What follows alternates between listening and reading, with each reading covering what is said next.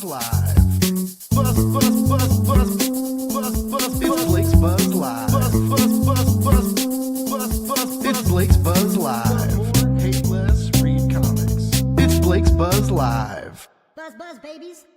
Hey, buzz, babies! Happy new comic book day, or happy Wednesday, whatever you believe in to celebrate. We're all welcome over here on Blake's Buzz. What the hell was that? I don't know. I hope everybody had a wonderful day today. I did, sorta. I worked.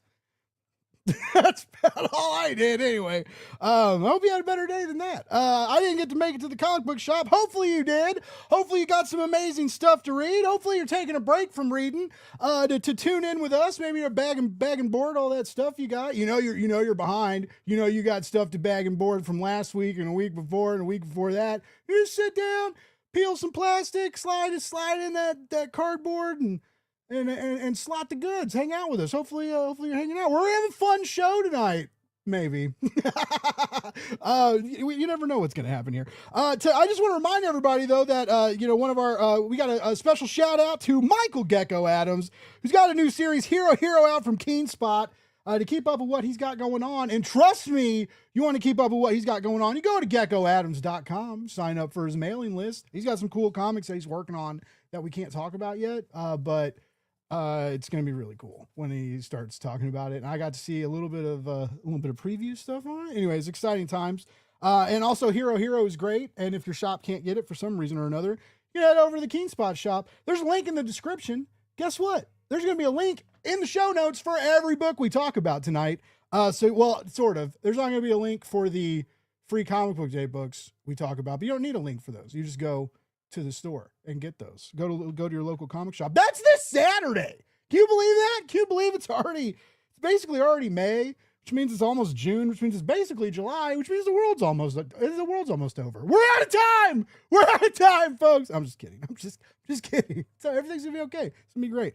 What else we got going on? Oh, I would also like to mention a campaign I'm working on called Crossover Division. Will Allred's Crossover Division is back for its 8th issue, and this time Hank and Hector, your favorite literary heroes, are going to cross over with Sherlock Holmes. But trust me, babies, this is not your ordinary romp on Baker Street. It's going to be high drama, awesome art, and cool stuff. All right? So there's also, again, a link in the description. We're almost at 100 followers. Hey, let's try this again, folks. We're almost at 100 followers on the campaign page. Sure would be great to get over that hump, and make it look like your boy's doing a good job. Maybe, right? That would help. So go follow the page. It's free. You can find the link in the description. Also, it's a really cool comic, and I encourage you to check it out. We got some cool books to talk about tonight. Some indie stuff, some stuff you can find at shops this weekend. But I want to get started, folks, because tonight's a special night. I've got a co-host tonight. I have a mother buzzing co-host. It is just, he's a great guy. I need more hands. I swear to God. Or I need a bigger. I make notes. I make notes. I have this is my intro, right? Because you can tell, right? You can tell this is also scripted. Okay, but you got it. We do what we do. All right, can we bring out the co-host here? I've got a very special Diet Mountain Dew loving, comic book slinging co-host to talk comics with tonight, baby. I love this guy. From Mulligans trading card to collectibles, it's Tommy Donovan. What's up, baby? Hey, Blake. Whoa. I don't know if you can hear me. I can't hear you. You can't? No? You can't hear me at all? I don't know what the problem is. I can't hear anything that's happening. Oh, no. All right. Well, we might have technical difficulties. You may want to bounce. Oh, you can't hear me, so that's not going to help. Let's go to the let's go to the private chat. Try leaving and coming back. Hopefully that works. Check the messages. All right. Well, shit. I don't know. All right, we got a couple more people in the room though, so it's okay. This is why I don't have a co-host, folks. People hate me so much. They will force technical difficulties upon themselves to not be on a mic with me. That's fine. We'll get through it. We'll get through it. Hey, let's check this out though. This person is a awesome writer, awesome creator. He's new to the buzz. I'm working with him on an amazing campaign at Laguna Studios. Okay, so let's get this guy out here. He is the writer and creator of the Shaolin Nun. Let's get him out here, folks. Mr. J.C. Carter. What's up? How'd you get in here? Hi. You can hear me. Thank God. All right. Someone can hear me. Oh, whew. How you doing, JC? I'm great. That's co-creator. Co-creator. Yeah. Greg Maldonado was the artist. I was not. So he is the co-creator. He will always be the co-creator of the Shaolin Nun. Yeah. Nice. Okay. That makes sense. You should take care of your artists that way. And in that vein, if you didn't pick this up, you might still be able to find it. The Star Trek Threads of Destiny. This is Star Trek Deviations Threads of Destiny about Uhura. And this was drawn by Greg Maldonado. Hell yeah. That's awesome. Worth checking out. And that's there. There we go. I've given my plug for Greg. How you guys doing? I've heard the Star Trek comics are actually really good. Also, let's try this again. I'm a little biased about the Star Trek comics. Okay, myself. okay. No, Yeah. I appreciate I like that level of nerding. Tommy, can you hear me? I can. Oh, yay! Technology. No, wait. Can you hear me too? I can, in fact. Wow, we've done well. Good. Goodness gracious. Real quick before we get too into it, we got some people in the chat. What's up, Brittany? Thank you so much for tuning in. LL Cool Kid. I like the name. I think I try to keep it up, baby. Thanks for tuning in. Ethan, hello. Tommy, you got a Tommy fan. You got a Tommy fan in the house. Tommy's about to be famous, folks. He's about to drop a podcast and be cooler than all of us. Okay, cool. I guess it's the Tommy's Buzz Show. I'll just leave. I don't matter. No, it's fine. It's fine. I told a few people. No, good. I'm glad someone did. Someone made the promo and thumbnail that is, I just do it the day of, because why plan? Why plan? Who cares? Who cares? You know where my YouTube channel is. We're live every week. I'm easy to find. All right, we got one more guest to bring out. He was just on the show, but I love him so damn much. I begged him. I said, listen, guest, come back. That's so stupid. I'm acting like it's a big surprise. I was like, why don't you come back? But anyway, he's doing a free comic book day event to talk about his new book that he just talked about on this show. He loves Yetis. We love Jimmys. Let's get him out here. Jimmy Getsborough! Hi, everybody. What's up, dude? Hey, Blake. Hey, JC, Tommy. How's everyone doing? Everyone's good. Or I just ordered food for everyone. That was rude. I'm doing great. JC will have the steak. No, that's I'm good. How are you guys? How is everybody? We good? Feeling all right? Feeling loosey goosey? Feeling Just ready? the lead up to Free Comic Book Day. It's like the last stretch of the marathon. I'm exhausted, but I cannot wait. I was in today asking, okay, what time are you going to be here in the morning? So I'm not with the crowd trying to come in through them to set up. Mm-hmm. Oh yeah. Let me get back to you. I have yet to hear from him. So I'm waiting to hear I said, you know what? When you message Doug Wagner's agent to let him know, message me too. There you go. I'd like to shout out how cool I am, because I interviewed Doug a long time ago for an old Kickstarter he did, and we had a good time talking, and I've been a big fan of his the plastic verse books. They're just so gnarly. If you're reading Narco right now, you're definitely in for a treat. Right? I supported him when he did his Kickstarter for the graphic novel of Narco. Then he just broke it up into individual issues for Image, and it is so good. It is such a good book. He came to he was at Planet Comic-Con in Kansas City, and he was it's, I don't know, Jimmy, you'll probably feel this, as because we both have done a lot of press, right? But sometimes you feel like you have a good interview, and sometimes you stay in touch with creative folk, and they reach out every night, and it's kind of, you're like, oh cool, they just want to talk to me now sometimes. And sometimes you're like you meet people and they like don't remember you, and that's fine. Like some people do like a million interviews, right? You can't expect that, but like it's always cool. Anyways, long story short, like Doug remembered me and he was like, Blake, and I was like, Doug, and I gave him a big hug and stuff at Planet Comic Con, and I was so happy for him because he's got, like he's always been like ever since I've known him, like he's been dropping image books and stuff for many years now, and so he's been a great writer with great books, but the level of hype that like Narco has, and it's on these like top book lists, and the speculators got a whiff of it, right, and it's like selling out and stuff, and I'm just really I'm super happy. He's a great dude, and so it's always great. It's always great when the good comic people have good things happen to them, right? Absolutely. Oh yeah, it's always great. When I saw that he went to third printing, I said it's about time people figured out how great of a creator Doug is. Right? Yeah, absolutely. Yeah. How's your shop doing with Narco, Tommy? Was it big at your place? So I did sell out the specs, for that first issue. My shop has only been carrying comics since November. So this Saturday is sort of our hard launch into the industry is, hey, we are a full service comic book shop. We're a Pokemon store, Magic store, and I came on in October and brought comics.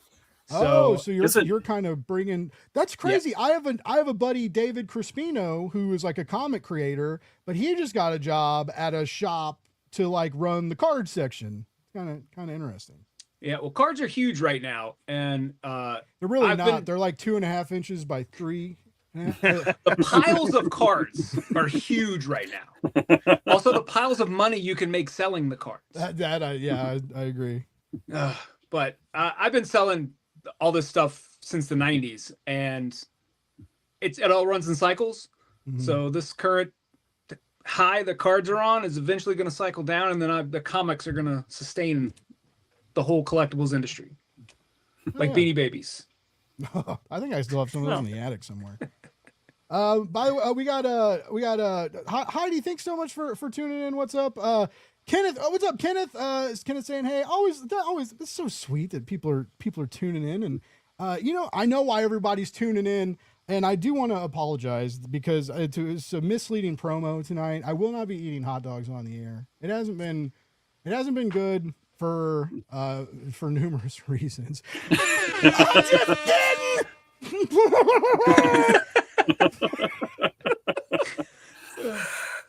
I had brats for dinner, and I did think of you. It's working. Hot dog marketing works. All right. Oh my God. Someone tell a story. Blake's and my relationship has just become sharing hot dog TikTok videos with each other. So that's what we've been doing for a couple of weeks. There's a TikTok creator, and every day he calls it Wiener Maxing. And it's just a different hot dog video. And as soon as I see it, I'm like, you know who needs to see this? Blake needs to see this. Yeah. And so we just basically drool over just dudes finding creative ways to consume hot dogs. And I'm fine with a friendship that's what that's based in, Wiener Maxing sounds like half the emails I get. Right? Yeah. And I'm like, how do they know? How do they know that? you just add a spoonful to your drink? What's horse salt? What is this shit? The maxing, I don't understand the maxing and stuff. Like I had a draft in my Threads draft folder that was like, hey chat, can someone explain to me the difference between Aura maxing and Aura farming, and when we all got so fucking dumb? It didn't really come together. I didn't ever post it. We'll just drop it live. Yeah.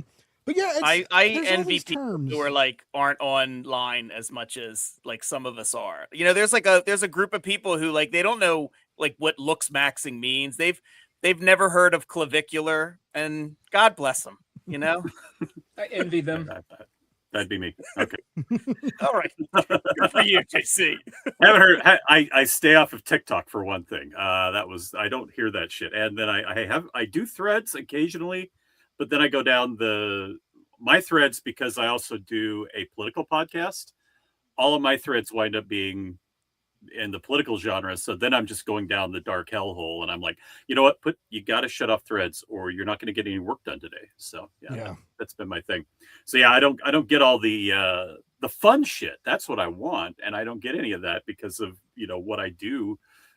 The rest of the time, it's either comic books or politics, and I'm like, okay, I want to do the politics. As long as they both don't mix. That's a joke. That is a joke. Don't come for me. Hey, we already had that happen.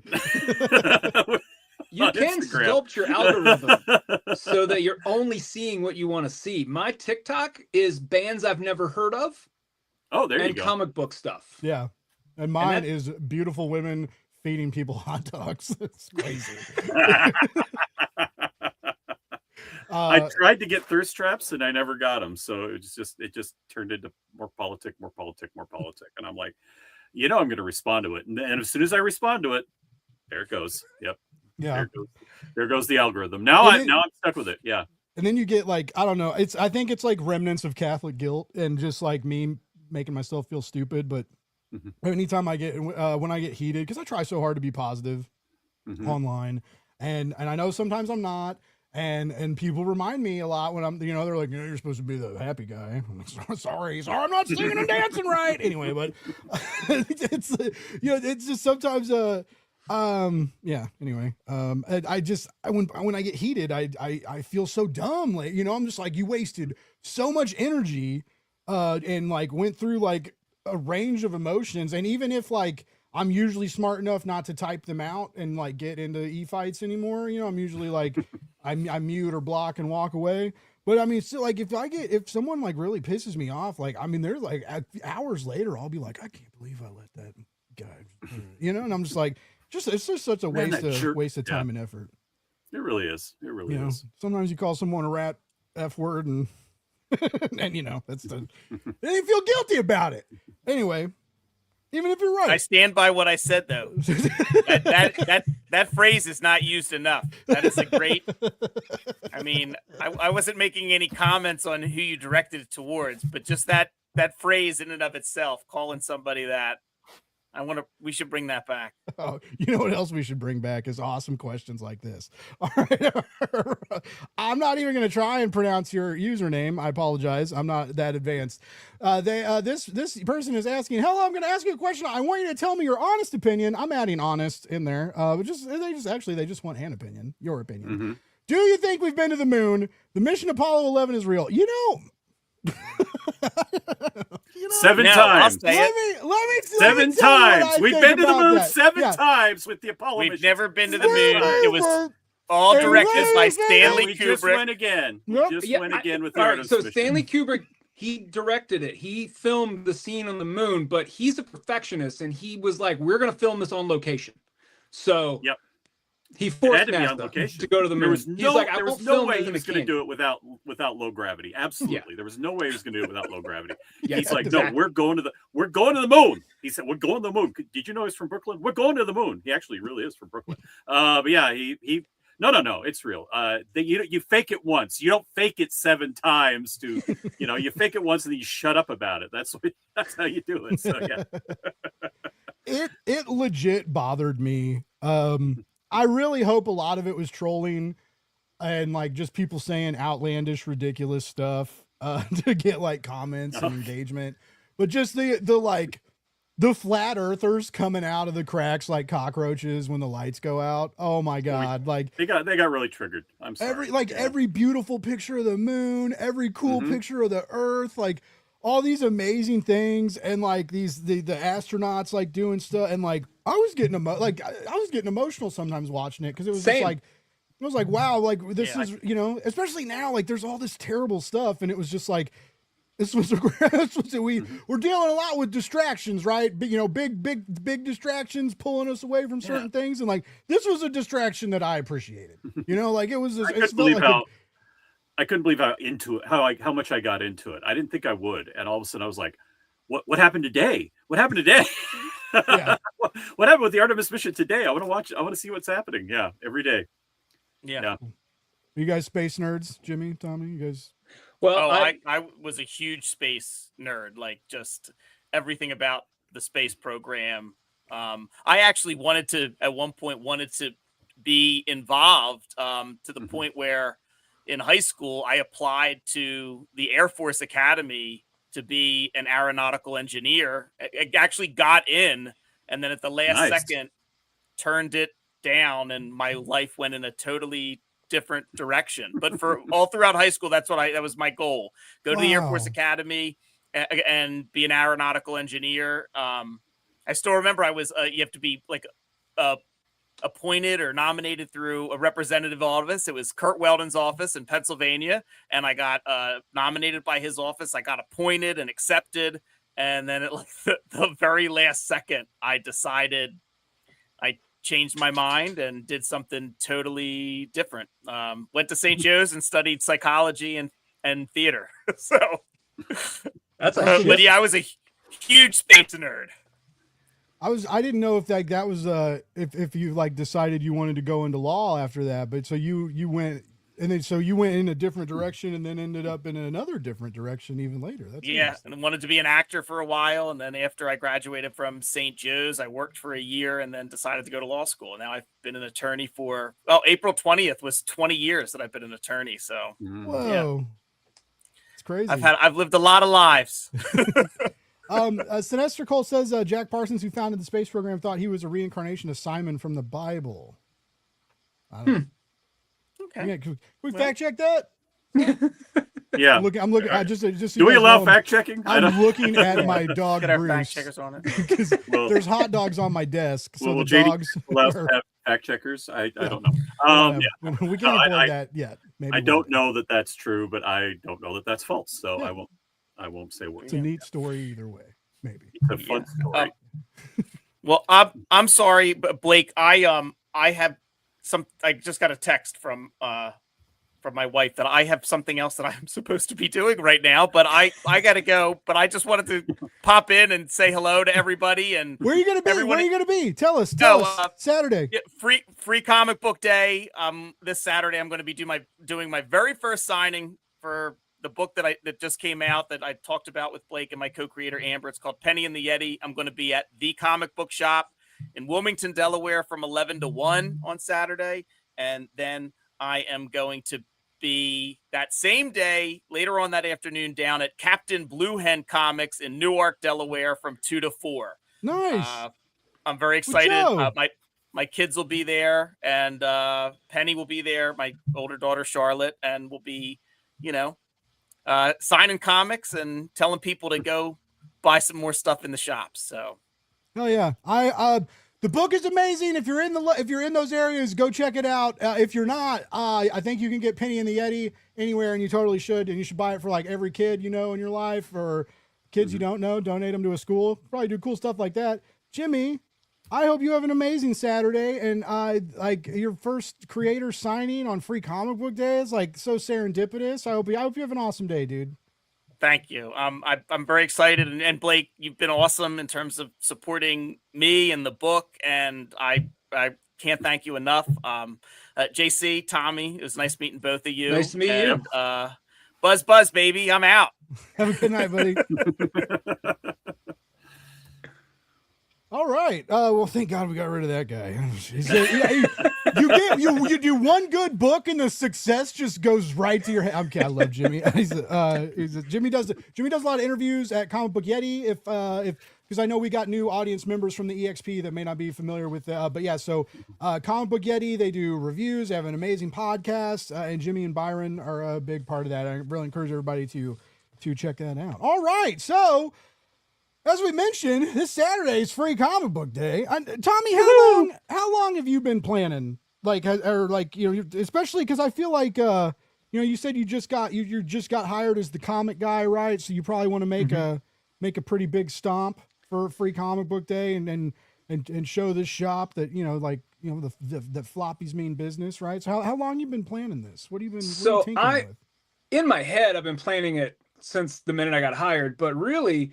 I run a small Comic-Con out of a middle school locally, and that happened in February. Well, there was a storm. It got pushed back to the first weekend in March. And that was really when the planning really got going. So hardcore planning since the 1st of March. Nice. We're getting a little crazy. We spent a lot of money. We have an anime voice actress. We've got 3 food trucks. Got I think 17 local artists coming to set up. We're gonna turn our sidewalk, not our store. It's only a 1,200 square foot store. So we're gonna turn our sidewalk into basically a block party Comic-Con. Sick. Hell yeah. I like that. That's cool. This will be my 20th free comic book day that I have worked as a retailer. So I've put together a lot of free comic book days over the years, and every year they seem to get a little bit bigger, a little bit bigger. This year, this is the most money that I've ever been a part of being spent on free comic book day. Did you have to like pitch that to the shop, or were they just kind of like, did they want to be like, we want to do it big? Nope. He was like, my boss Chris was like, I'm gonna get an anime voice actress, and we're gonna get a food truck, and then the food truck turned into 2, which then turned into 3. So we're gonna have burgers, tacos, and pizza. I would go just for that. Yeah, it's gonna be good, man. The store's only been around about a year and a half. So August 1st of last year was their 1-year anniversary, and he had an event there that rivaled any free comic book day I've ever put together. Leonard, what's up? Thanks for tuning in, by the way, Leonard. Leonard has a good comment here, which is I think this is kind of interesting, right? Because he's saying that this is an alternative to Comic-Cons, which have been lacking on the comic side, which some are better than others, but I hear you there. But it is kind of, because a lot of shops do, like you said, you're bringing in a voice actor and maybe a couple creators. You're gonna have outside booths and stuff, like, for people to experience. There's JC is doing a signing on Saturday. He's gonna talk about that shortly. And like, it's a lot of people bring in outside comic people, and big name folks like often like hang out. We'll go to their like local shops too, maybe do a signing and stuff. So it is becoming a very, very niche, small con experience, but also in that note, like super intimate. Like I met Neil Adams at a store signing that nobody showed up to on time. And so I got to talk to him for like 40 minutes, like by myself. And we were just like hanging out, talking art. And he was like telling me about how he changed drawing Batman forever, basically. And I was just like, it was amazing. But you can kind of stumble into experiences like that. You end up getting to actually talk to people and have like a legit conversation that, there's not 100 people in line behind you. Right. And you don't have like a time limit, and they're not like signing you and moving the line along. So it is kind of like a con experience. It's interesting. Leonard, I like this. What do you guys think about that? Do you think it's kind of bringing the cons to the shop in a little / big way? Yeah, man. A lot of the guys I know that have shops, they go big. Like Free Comic Book Day is our Christmas, New Year's rolled into one for the industry, man. It's been my busiest day of the year every year for hopefully 20 years. We'll see what this year does. But like I ran a different shop for 19 years. And the first few years, it was like the comics came in, we threw them on the counter. Sometimes people came in. And then I was like, if we got some artists in, if we did a thing, if we made it an event instead of just like, here's some free comics, which I think was the whole idea when Joe Field pitched it to Diamond, back when the original Tobey Maguire Spider-Man movie came out. Like, the idea is to generate a huge amount of buzz for your store on the back of this buzz for the whole industry. It's the best marketing that we've got for the industry, because everybody now knows that one day a year you can go get some cool stuff and meet some cool people. And a lot of shops do sales, which I think is not the way to utilize this day. If you want to have a sale, advertise on Free Comic Book Day that at a later date you're going to have a sale, because those people are already in your store anyway. If they're going to buy stuff, they're not going to care if it's on sale or not. That's true. they're, You should charge more. half the time they think it's free. I did one up at one of the longest running stores in Salt Lake City. I was there for a signing, and they had put up signs on all the racks saying these are not free. These are not free. They had to, because in the year before, people had walked up to the counter with great big stacks saying these are all free, right? And they're like, no, we buy these. We have to say, I mean, they buy the free comic book ones, but that's in bulk. But it's like, no, you need to buy from your local. You should be buying from your local comic shop as well, not just coming in. People are going to be cheapskates, just come in for the free books, but stick around, check out the racks. But remember, what's free is on the table that says this is free, not everything else. But yeah, that's been the fun part. I have seen sales work on Free Comic Book Day when I've been at them, and I've seen them not work. So I'll say, and this is my data point is very small. It's one store over 19 years. The years that I had a sale, I made the same amount of money as the years I didn't have a sale by moving less product. Or when I didn't have a sale, since it's full price, I'm not moving as much product, but I'm making the same amount of money. Same money, yeah. So yeah, the whole point of a sale is sometimes just to clear stock so you have room for more. But I have had some where I pulled dollar bins out because we just had so much back stock that it was like, maybe it's time to try to clear out some of this. But that, I'll be honest, that's the kind of thing I say for like local comic shop day, because that one's doesn't have quite as much buzz behind it yet. Not yet. No, not yet. I'm working on it. I'll be there. I'll show up. Last year not Blake's Buzz, but the EXP, this network did a 24-hour stream. I think it actually went. It might have went over 24 hours. I might be wrong. We don't have fact checkers here. I apologize. So you're all a little loopy. You're all a little loopy in the 23rd hour. If Kyle wasn't reading, he could tell us, because Kyle was, I think, on the stream the entire time. Yeah, I edited a couple. We sent in some like pre-recorded stuff, like 45 minutes of like some The Future Is stuff, which also shout out to Jason and the Future Is team and everybody. They got a cool book you can grab on Saturday.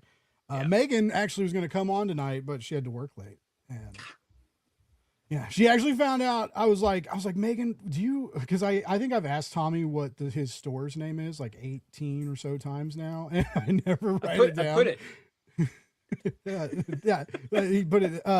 But so I sent Megan a message and I was like, do you know the shop Tommy works at? And she was like, oh, why is he going to be on the show tonight? And I was like, yeah. And she was like, oh, I got to work late. I'm just kidding. I'm just kidding. I understand. No, everybody loves Tommy. Leonard says vendor shows rock.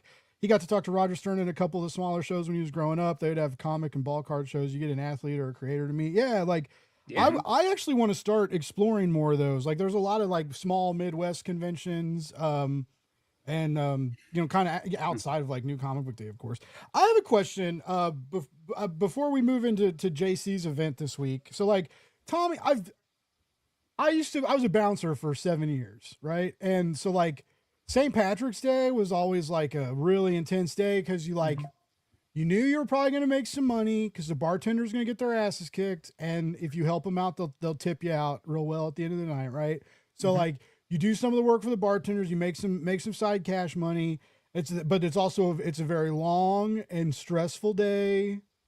And I know you don't get into like fights typically at comic book shops, but you're probably going to get in a fight. You're probably going to, like you're probably going to get hit in the face. I know these aren't problems that you deal with on your, but like, you're kind of like, hyped for it, worried about it, stressed about it, want it to be over all at the same time. Is that kind of how Free Comic Book Day feels to you as a retailer who's done 20 of these things? Yes, every year. Like, this is my favorite day of the year, bar none. This is my favorite holiday. I spend a lot of time working on making it the best event that I can make it. I try to get as many of my artist friends out on the day. This one has me even more nervous because my boss has spent a lot of money to try and generate a big hype machine. And so that has me a little bit nervous, but yeah, man, like it's a long day. Our hours that we're open on Saturday, it's 12 to 8. I'll be there by 9 a.m. setting up. I'll probably be there late Friday, and I won't leave until the last person's gone. Mm-hmm. So it's a long day. It's a marathon day. Yeah. But it's also so much fun because unlike being at a bar, everybody that's coming in is excited about what they're coming in for. They're all fans of the stuff. Now, I've got a little bit of a secondary customer base with the card stuff, but I'm trying to, like, there's so much overlap that I'm trying to, hey, try this out. Check this out. I talk about comics all day, every day. Is there a free card day? Is there anything like that for like trading cards or? There is. Pokemon has a Pokemon Day on their anniversary, and they usually have promos to give away. Like this year, they choose certain stores and they send them a bunch of free sealed product to give away. So like we gave away, I don't even know how many dollars worth of stuff we gave away on Pokemon Day. Wow. And then we have our regulars who like donated graded Pokemon cards that we just gave away all day.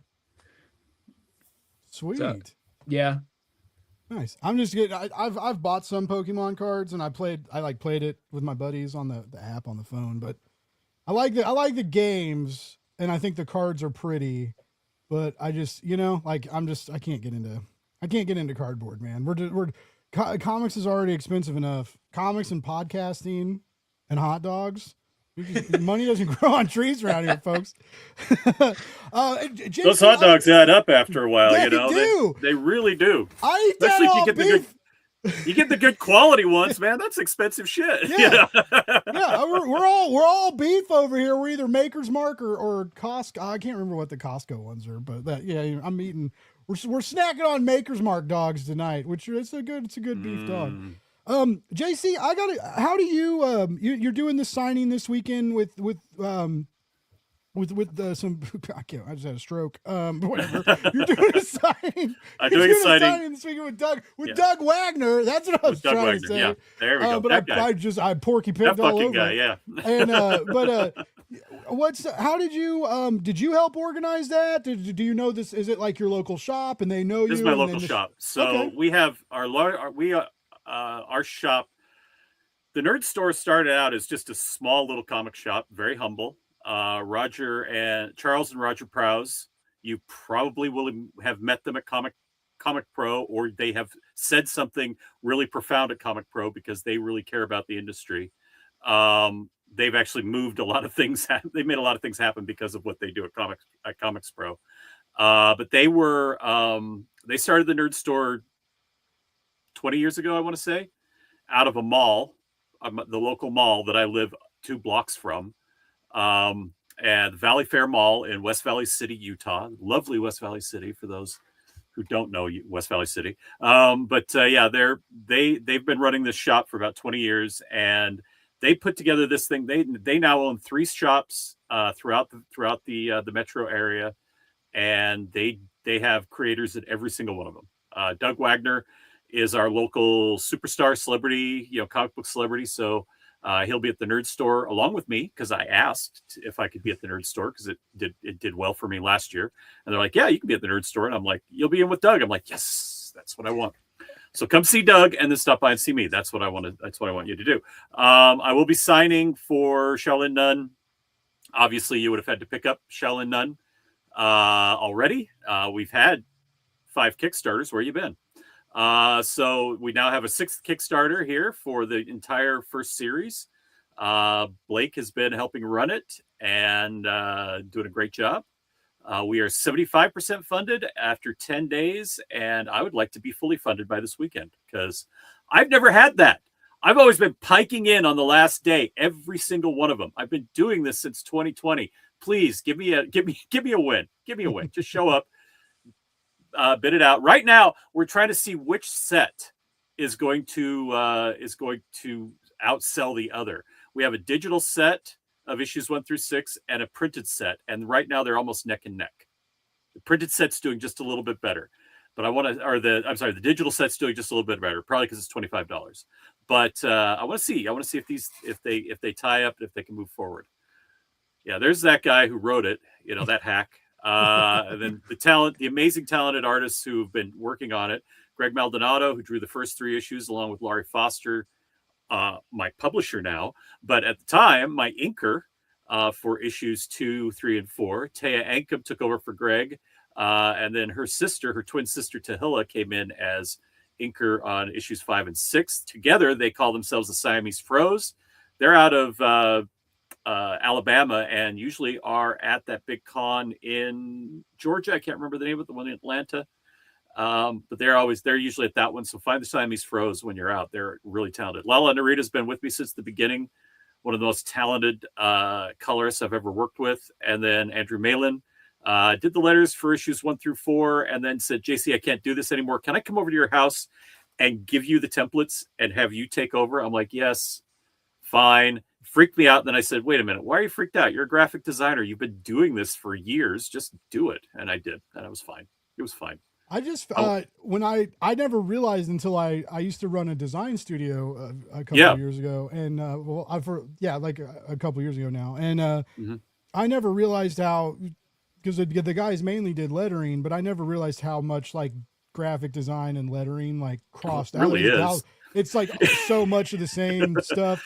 It really is. You're putting text on the page. You're trying not to cover the art, and you're trying to make it flow so the reader follows the text. I mean, you do that for banners. You do that for posters. You do that for flyers, right?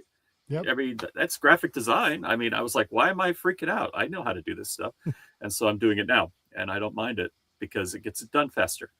Something cool about this campaign too is we've got, so JC's got his regular variants for 4, 5, and 6 here. Yeah, these are very, and we're bringing them back. We weren't bringing back 4 and 5 until this one, so 4 and 5 are back, and the variant for 6. But then we've got some metal ones, baby. Getting fancy. Yeah, we're getting fancy. We got this foil one that was designed by this guy. I don't know, this dude with a beard who likes hot dogs. This is the first cover I designed the cover. I didn't draw the cover. No, I'm reusing art from the book. Yeah, that's Siamese Froze and Lala Narita who did the Mayin, and then the masthead is by me. But the design, I was like, fuck yeah, do that. And then I freaked you out because I found this black and white one that she had sent me, and I'm like, hey, I dig this. And you're like, no, dude, if you don't want me to don't want to use your cover. I'm like, no, please. I want you to use your cover. Your cover's fucking awesome. I want to use this cover too. My buddy laughed at this the other day because he was like, man, it's just like you're on the internet a lot. And I was like, well, yeah. I was like, dude, most of my work chats are in Facebook Messenger. Yeah, so it's like, and it's real hard to understand intent over Messenger. And I just sort of shorthanded going, I really like this one more than the other one. I meant like the color one that's above it. I was like, oh shit, man, I should have said more. But yeah, we got the limited the limited color, like the red in her eyes. I think really pop. I think these metal covers are going to be really really cool. And one great thing about Laguna is, a lot of people like to charge 75, 80, sometimes even more for metal covers. Yeah. We don't. We charge $60 for a metal cover, which is a very fair price, I think. And so, I encourage you. Considering what it takes to create one. I don't mean, by create one, I mean the printer having to create one. $60 is very fair and reasonable. And they look cool. They're shiny. They're different. They're good to display. You can get this. You get a dope shirt. Yeah, speaking of looking cool, you can look cool in your own Shell and None t-shirt. These I designed these for the campaign, and then they're gone. I never bring them back. So this is the one for this campaign. The next campaign, I don't know what it's going to be. So you better be ready for it. Yeah, it's like if you want the t-shirt, get the t-shirt. I love the t-shirt. I love this design. I'm really happy. It is. So. It's really slick. And I like it's also just cool. It's like this warrior nun. She's and it's just interesting. Like there's a lot of cool philosophy. It's more than kicking and punching, this book. There's a lot of agency. It's very pro female. It's very pushing the the love for a strong female protagonist, which we've been we've been reminding people because a lot of people say that like there's a lot of guys in comics, and it's Yep. and if you want more comics like this, support them, please. It was Give us your money. yeah, just come in and pick up the book, please. I was, this was probably 18 years ago. I was teaching a class in martial arts, and usually at the end of every class, I say, "Does anybody have any questions?" At this particular one, we happened to be finishing up meditation, so we were all seated. I said, "Okay, we're about to wrap up. Does anybody have any questions?" And one of the students who kind of knew me a little bit, he looked at me and very seriously asked, "How did you get into this?" I said, "Well, I took this course, and then my sifu said, 'Hey, I want to have you help me teach. So I want to apprentice you.'" I was like, "Really? That's cool." So I started apprenticing with, no. He said, "Okay, no. I know how you got into that, how you got into teaching this art. How did you get into doing martial arts in the first place?" I said, "Well, I really liked the philosophy of martial arts. I really liked, all those different, Zen sayings and Taoist sayings and stuff and Buddhist sayings that tie into martial arts." He goes, "Well, how'd you get into that?" And I thought for a minute. I said, "It was a comic book." He said, "Really?" I said, "Yeah. Denny O'Neil and Dennis Cohen wrote a comic book called The Question back in 1987. It ran for 3 years, and it changed my life. 100% completely changed my life. Now, Dennis Cohen will tell you it just about killed him to do it. But for me, it was life-changing, primarily because Mr. O'Neil, who had been studying Asian philosophy for decades, I mean, he put it into his Richard Dragon comics back in the day. And he'd been studying it for decades, and he had kind of figured out what he wanted to say about it, and he introduced it into The Question. And then he was kind enough to put in his letters page at the back of the book, Denny O'Neil's recommended reading list. I was a freshman in college. I went to my college library. Now, mind you, I was at a community college, so that library was not vast. And I went looking for a couple of the books. One wasn't there. I went through the card catalog, because again, this was 1987. I went through the card catalog. I found the book. I found one of the books, went over, and there was the shelf. It was a single shelf. It was probably about 3 feet long, and it was all the Buddhist, Taoist philosophy books. And I not only picked up the book that he had recommended, but I also started, every week I would come back and pick up a new volume until I'd read them all. And that moved me into doing martial arts. After that class, I was cleaning up and getting ready to leave. And I said, "Where's that comic book right now?" This was 18 years ago. I'm like, "Where's that comic now?" Where some dumbass from Utah who grew up around all the Mormons could suddenly discover Buddhism and Taoist philosophy and everything. Where's that book? And a voice in the back of my head says, "Well, you're going to have to write it." And I'm like, great. I got to figure that out now. I mean, I am a writer. I had been a writer at that point for a few years, a professional writer. And I was like, well, I guess I got to figure out how to write comics. So I started conceiving of the character. And originally it was a dude. I pictured a guy. At first he was an archer. And I'm like, no, you're not writing Hawkeye / Green Arrow. You're doing your own thing. So I took him away from being an archer. But I imagined him, this martial artist, protecting a city. And then probably about 2 years into it, I said, wouldn't it be more interesting if it was a woman instead of a man? And then I saw this image of Moondragon, when Marvel did a new thing for their cosmic heroes. And Moondragon had this badass looking new costume. And I saw an image of it on the internet, and I was like, now, wouldn't it be interesting if she was a monk, or if she was a nun, a Buddhist nun, because she'd be bald? And that took off from there. And then I sat there dancing around this idea and this concept for a decade. And then Donald Trump ran for president, his first time. And the Me Too movement started right around that time because of finally getting, what's his name? The film producer, Harvey Weinstein. Yeah. And I started reading the Me Too movement. And as I read it, I said, I'm picking up a central theme here. It's personal empowerment. And as a martial arts instructor, I said, I know how you get empowered. Because honestly, once you learn how to do this stuff, you never have to fight.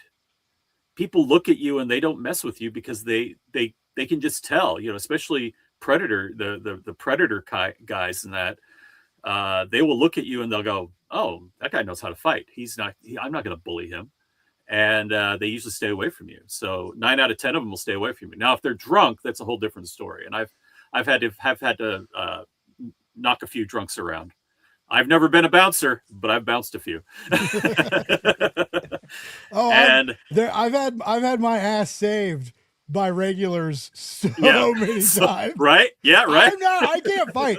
For a while, I was a big dude. Like I'm a bigger guy, and when I was bouncing, I was lifting weights. You could just be intimidating, and I would pick people up. Yeah, I would move them. It was a lot of like skinny white college kids, But I would if you grab a man and pick him up off his feet and walk him outside and set him down, it's usually done, And I would be like, I'm gonna let you go. If you turn around, I'm gonna hit you. And I was like, I didn't know, I'm just like, I don't know what to do. I'm gonna let you go and you're gonna walk away and you can come back tomorrow and we'll all be friends.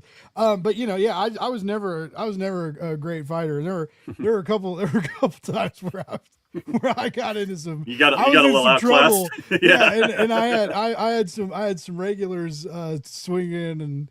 Sometimes, and all the other way too, right? Like sometimes they would be like trying to help and absolutely make it a million times. They make it even worse. Yeah, it's like if you know what you're doing. Don't help if you don't know what you're doing. That's been the fun part especially with drunks. It's because they're unpredictable. You don't know what they're going to do or what they can do. Suddenly they discover martial arts. It's weird. I know. But they don't go down. They don't go down. They don't shut up. They develop like diamond skin like Emma Frost. They just exactly. They turn into these it's so weird Budweiser fueled warriors. Budweiser, exactly. Yep. They are dangerous when they're that wasted. But the thing that cemented it for me was as evidenced by the white boxes over here behind me. I'm a huge comic book fan. I was reading Kelly Sue DeConnick's Bitch Planet, and she did op-eds at the back of each issue. And in one issue, she had an op-ed where she wrote basically, it was her reaction to the Billy Bush interview of Trump, and then them getting off the bus. And I can't remember the actress's name, but Billy said, "Give him a hug," and then, "Okay, now give me a hug." And it was like you could see on her face how awkward this whole thing was. Kelly Sue wrote this whole thing about this isn't your body in this moment. All this kind of stuff. And as I read it, I'm like, nobody should have to feel that way. And I said, I'm going to write this. I got to write this now. And I started writing it. And I'm like, and it's honestly, ladies, it is my clumsy attempt to be an ally. I've done my best with it. A lot of ladies have said a lot of women have said it's really good. I had one of my first reviews just randomly. Fantastic Frankie said that she recognized that it really touched on the plight of women in this country and everything. So that was awesome. But I still know that I got a lot to learn, and because I'm this. Yeah. No, so, I do think you bring a lot of like you bring a lot of like history and culture, and like I said, the philosophy and the you've practiced martial arts for what, 30 years, 3 decades. 30 years. Yeah, 30 years. Yeah. So I mean, so you have a lot of knowledge that you bring to the page. I think you do well with it. And Lori Foster of Laguna Studios, my boss, and the publisher, she's very picky about stuff like that, right? So like she was hungry for this, like she wanted it, and it fits well with what Laguna's doing. Like there's a lot of like cool. There's a lot of cool, cool female protagonists in the comics at Laguna. Now you are this Saturday. You're doing a special, right? If you come and show proof that you are a backer, you got special treats for people this weekend or something. If you come to the Nerd Store for Free Comic Book Day, and you can come a little later. You don't have to come right when the crowd is there. You can come a little bit later. Don't wait too long, because if a crowd really isn't walking up to us, we usually pack up and leave, and go get lunch or something. Doug and I and Mike Lovins will be there as well. He wrote a book called We Go Anywhere. These guys, the three of us, we've been doing these various events in Utah for so long that it's like, oh, I guess it's time to go. Nobody's showing up. So we pack up about that time. So make sure you're there. or message me and let me know you're coming. Yeah, if you back the Shaolin Nun, now we're talking this particular one. You had to have backed the Shaolin Nun, the complete first series Kickstarter that's going right now. Go to shaolinnun.com/Kickstarter, and you can back it. And you come up to me. I will give you a free 11x17 poster of your choice. Nice. I have the first 4 issues covers in 11x17 posters available. If you backed at $100 or more at one of the you went for one of the big rewards, you can pick out a limited edition, and I mean limited. I printed 100 of each. I have limited edition prints by Greg Maldonado. These are unique to the book. I will let you take one of those, and you can take one of those of your choice. Nice. Let me see if I can. And if you go to that page, which by the way, there's a link in the show notes that your kind host put there for everybody to click on. If you go there, oh, those are sick. Yep. So full size images of the various covers. And I love that one of her on the car. Is that issue 2 or 3? That's issue 3. And let me tell you, when he sent me that in black and white, I realized I talked to an artist, a cover artist years ago. This is novel covers. He said, if you pick up a book at a bookstore, if a reader picks up a book, they now have a 40% chance of buying that book if they physically pick it up. And I said, that just became my 40% book. That Nice. cover is so dynamic. And then he blows me out with that Teenage Mutant Ninja Turtles cover right after. That was great. Yeah. Yeah. So this is one of the prints. Oh, that's cool. This is black and white looks great. Yeah, black and white. This is the 5 Shaolin Masters. And then I've got a color one that he did a watercolor of me in meditating on a post, which is kind of cool. That is cool. Let's I see if I like can find this it. because I am always encouraging creators. A lot of people don't know this, and I remind people of this. All you got to do is ask a shop to sign. Oh wow, that's cool. That's really cool. Yep. So these are available. Like I said, if you pick it up for $100 or more, because I'm limited on these. I don't have that many, and they're prints. I've got lots of posters. I'm more than happy to let you take one. So even if you come in and do $5 for issue 6 or issue 1 for the digital copy, fine. Here you go. I'll let you get a poster. Yeah, I don't mind. I want you back in it. If you did $1 as a gift, maybe, well, I might have to give you a kind of a scowl, but if you did, $5, $10 just as a gift donation, great. I'm going to give you a poster. So just all you got to do is show up at the Nerd Store tomorrow in West Valley City at Valley Fair Mall. Sorry for everybody who's out of town, but I've got lots of posters. So when I start traveling and going to different conventions, just come hit me up. I'll give you a poster. That's awesome. Yep. But yeah, I'm always like, you should reach out to your shops, like, ask, especially like if I were an indie creator, obviously it's too late to do it now, but like a couple months ago, I would, just say I live in Kansas City, Missouri. I would have hit up all the shops. I should have done this for Blake's Buzz, but I'm now thinking of it now, maybe next year. But I would hit up the shops and I would say, hey, my name's Blake Morgan. I'm a local creator. I've got 5 successful Kickstarters. Like you got spot for like an indie creator. Maybe you don't get like center table, next to Doug Wagner or whoever in the shop, but there's, just like Tommy said, like they're gonna have booths outside, right? Like maybe you can set up a small table. Maybe they say no, but also maybe they say yes. I had a friend do a signing at Barnes and Noble. She's not in the direct market. She only publishes on Kickstarter. They had like they were asking for like indie authors to like reach out. So like just ask. And definitely think of like big days like these, like free comic book shop day, or what's the other weird name? Comic giveaway day. Comics giveaway day. Giveaway day. Get some thoughts. Well, it tells you how trademarks and copyrights work in this industry, right?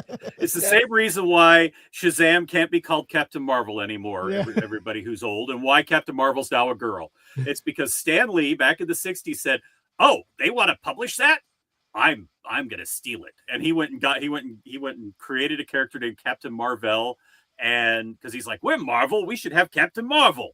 And so he changed it, and suddenly we had Captain Marvel over at Marvel Comics, and DC couldn't use the name because he got it copyrighted faster wow. than they could do it.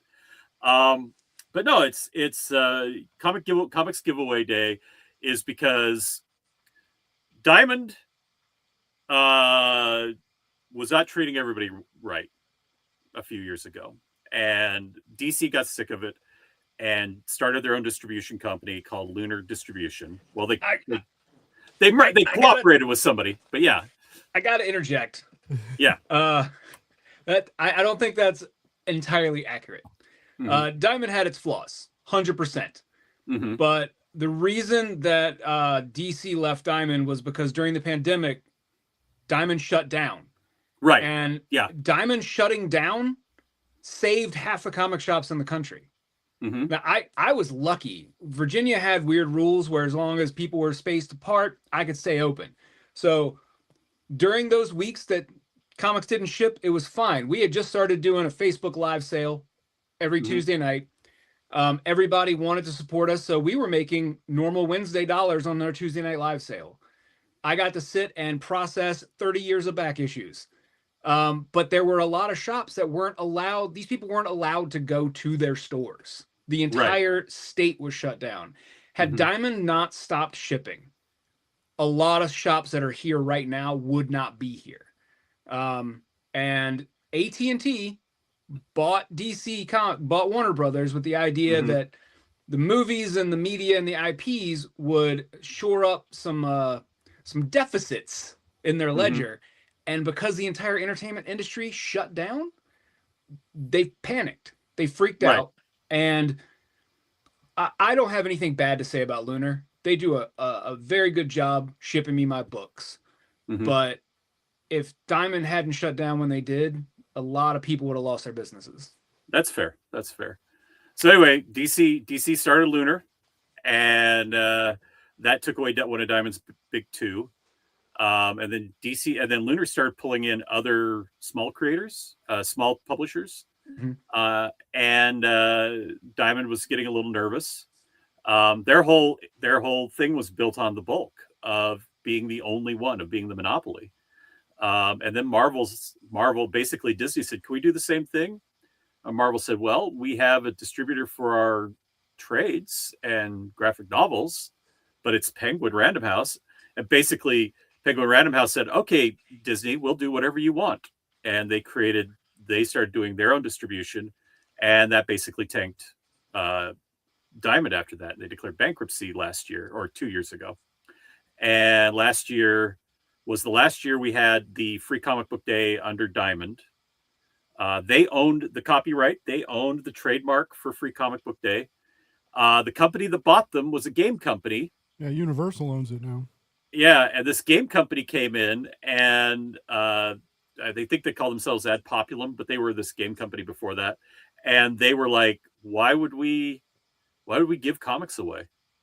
They didn't understand what Free Comic Book Day was. They didn't want it. And so Diamond turned around and sold Free Comic Book Day, the licensing to it, everything, the copyright, everything, to Lunar. So they own it. But that means that everybody who's over with Penguin Random House. No, Lunar doesn't own Free Comic Book Day. Universal owns Universal Distribution owns Free Comic Book Day. Yeah. Then why is Penguin Random House not allowed to participate? It's not that they aren't allowed to participate. it's they just put they all wanna this do their branding own in deal. place. Mm-hmm. They did all this branding and get all this stuff ready because no one knew. Everything was up in the air. So Yeah. Penguin was like, we're just going to do our own thing and hope for the best. Next year, fair. I can almost guarantee you next year, everything will go back to Free Comic Book Day. Because I don't know if you guys have noticed, I have noticed, other people in the industry have noticed, Penguin has done zero marketing for Comic Giveaway Day. Yeah, Yeah. no Zero. kidding. Yeah. And no Yeah. one is calling it comic book. Yeah, giveaway nobody's day. calling it. We're all calling it Free Comic Book I Day. almost Yeah. made, for the thumbnail for today's thumbnail as a joke. I almost used the comic book giveaway day logo, but I was like, I'm kicking myself in the dick on metrics there because people are like, what the hell is this? Yeah, that really would have pulled a lot more people in. No, I mean, I put it on my little alert about what I was doing for Free Comic Book Day. So yeah, we have these two companies now that are basically, they did their own, and so anybody that's under Penguin Random House is doing comic book giveaway day. It seems like, or comics giveaway day. I think was- that'd be IDW Are the and Marvel books branded mostly. differently, Tommy? You got They you are. got the books. So Yeah. they have the. Do you think the speculators? Do you think those are going to be worth like a bunch of No. money? No, No. absolutely not. No. So, free comic book day, got the branding at the top. Mhm. Comics giveaway day, same thing. So silly. Jim, we got And another it's- Jim book. It was just all about timing. And Penguin, honestly, to their credit, they were like, we're going to do this, whether there's a free comic book day or not. We are going to have an event. We can't call it this because of copyright or whatever. And so Trademarks, yeah. they put a lot of effort into making sure the event happened in case no one else picked up that ball.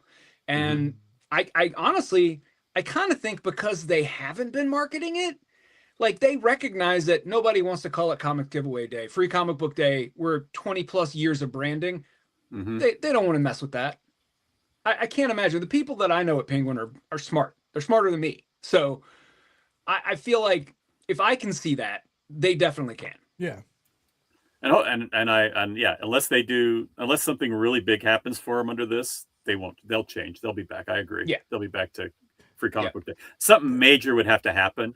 And no, when it comes to comics being of any value, I think only 2 of the free comic book day books have ever made more money, actually been worth something.